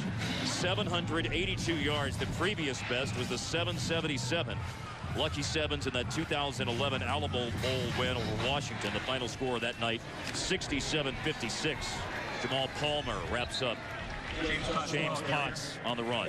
Yeah, Mark, I don't think it can be lost what Baylor's win in the Holiday Bowl did for this program and how it launched the entire offseason. I mean, UCLA was the winner of the Pac-12 South last year, and they took UCLA apart the way Baylor took Buffalo apart here today. I mean, with speed, precision, and I think that win against UCLA in a big game, a big bowl game, has really propelled this team throughout this offseason, through the recruiting season. And he said, Art Briles said, the recognition we've got is deserved, but it also makes us very cognizant of what we got to maintain and keep up to. The only other time in school history that Baylor won bowl games in back-to-back seasons was 1985 and 1986 under Grant Taft. Yeah, great Grant Taft. 25 years here in Waco. We'll be in Denton, Texas next week. North Texas and Conference USA. They're trying to go 2-0 tonight as they play at Ohio, another Mid-American Conference team. Same conference as Buffalo. And North Texas will play a MAC squad, Ball State, next week. Ball State beat Illinois State from FCS in their opener. And into the wind. Army today. And yeah, terrible punt because of the wind. Nothing you could do there. That will hurt the punting average. This wind, you get this wind up in Buffalo like this. Cyril Richardson, really the All-American left guard. Had a good day. Another day at the office for Cyril. Only 13 yards on that punt held up into the wind. For Baylor, a school record of 782 yards of offense. And you noted this earlier. You talked about the ranking being 23 with an arrow pointing upward. And it would presumably have to go up after this manhandling today. I want to see a team defend this group. They haven't given up. They've scored over 30 points in every game they've played in the last 3 years except 2. And they've got the longest streak in the nation of consecutive games of over 21 points. And they handled that in the first quarter today, as Art Briles and Jeff Quinn will shake hands after Baylor defeats Buffalo 70-13. The 23rd ranked Bears are now 2-0 on the season. They are off next week. They will host Louisiana Monroe 2 weeks from today, and will have another off week before they start Big 12 play against West Virginia. Bryce Hager had one of the big plays of the day, the second longest fumble return in Baylor history, 91 yards on the run back.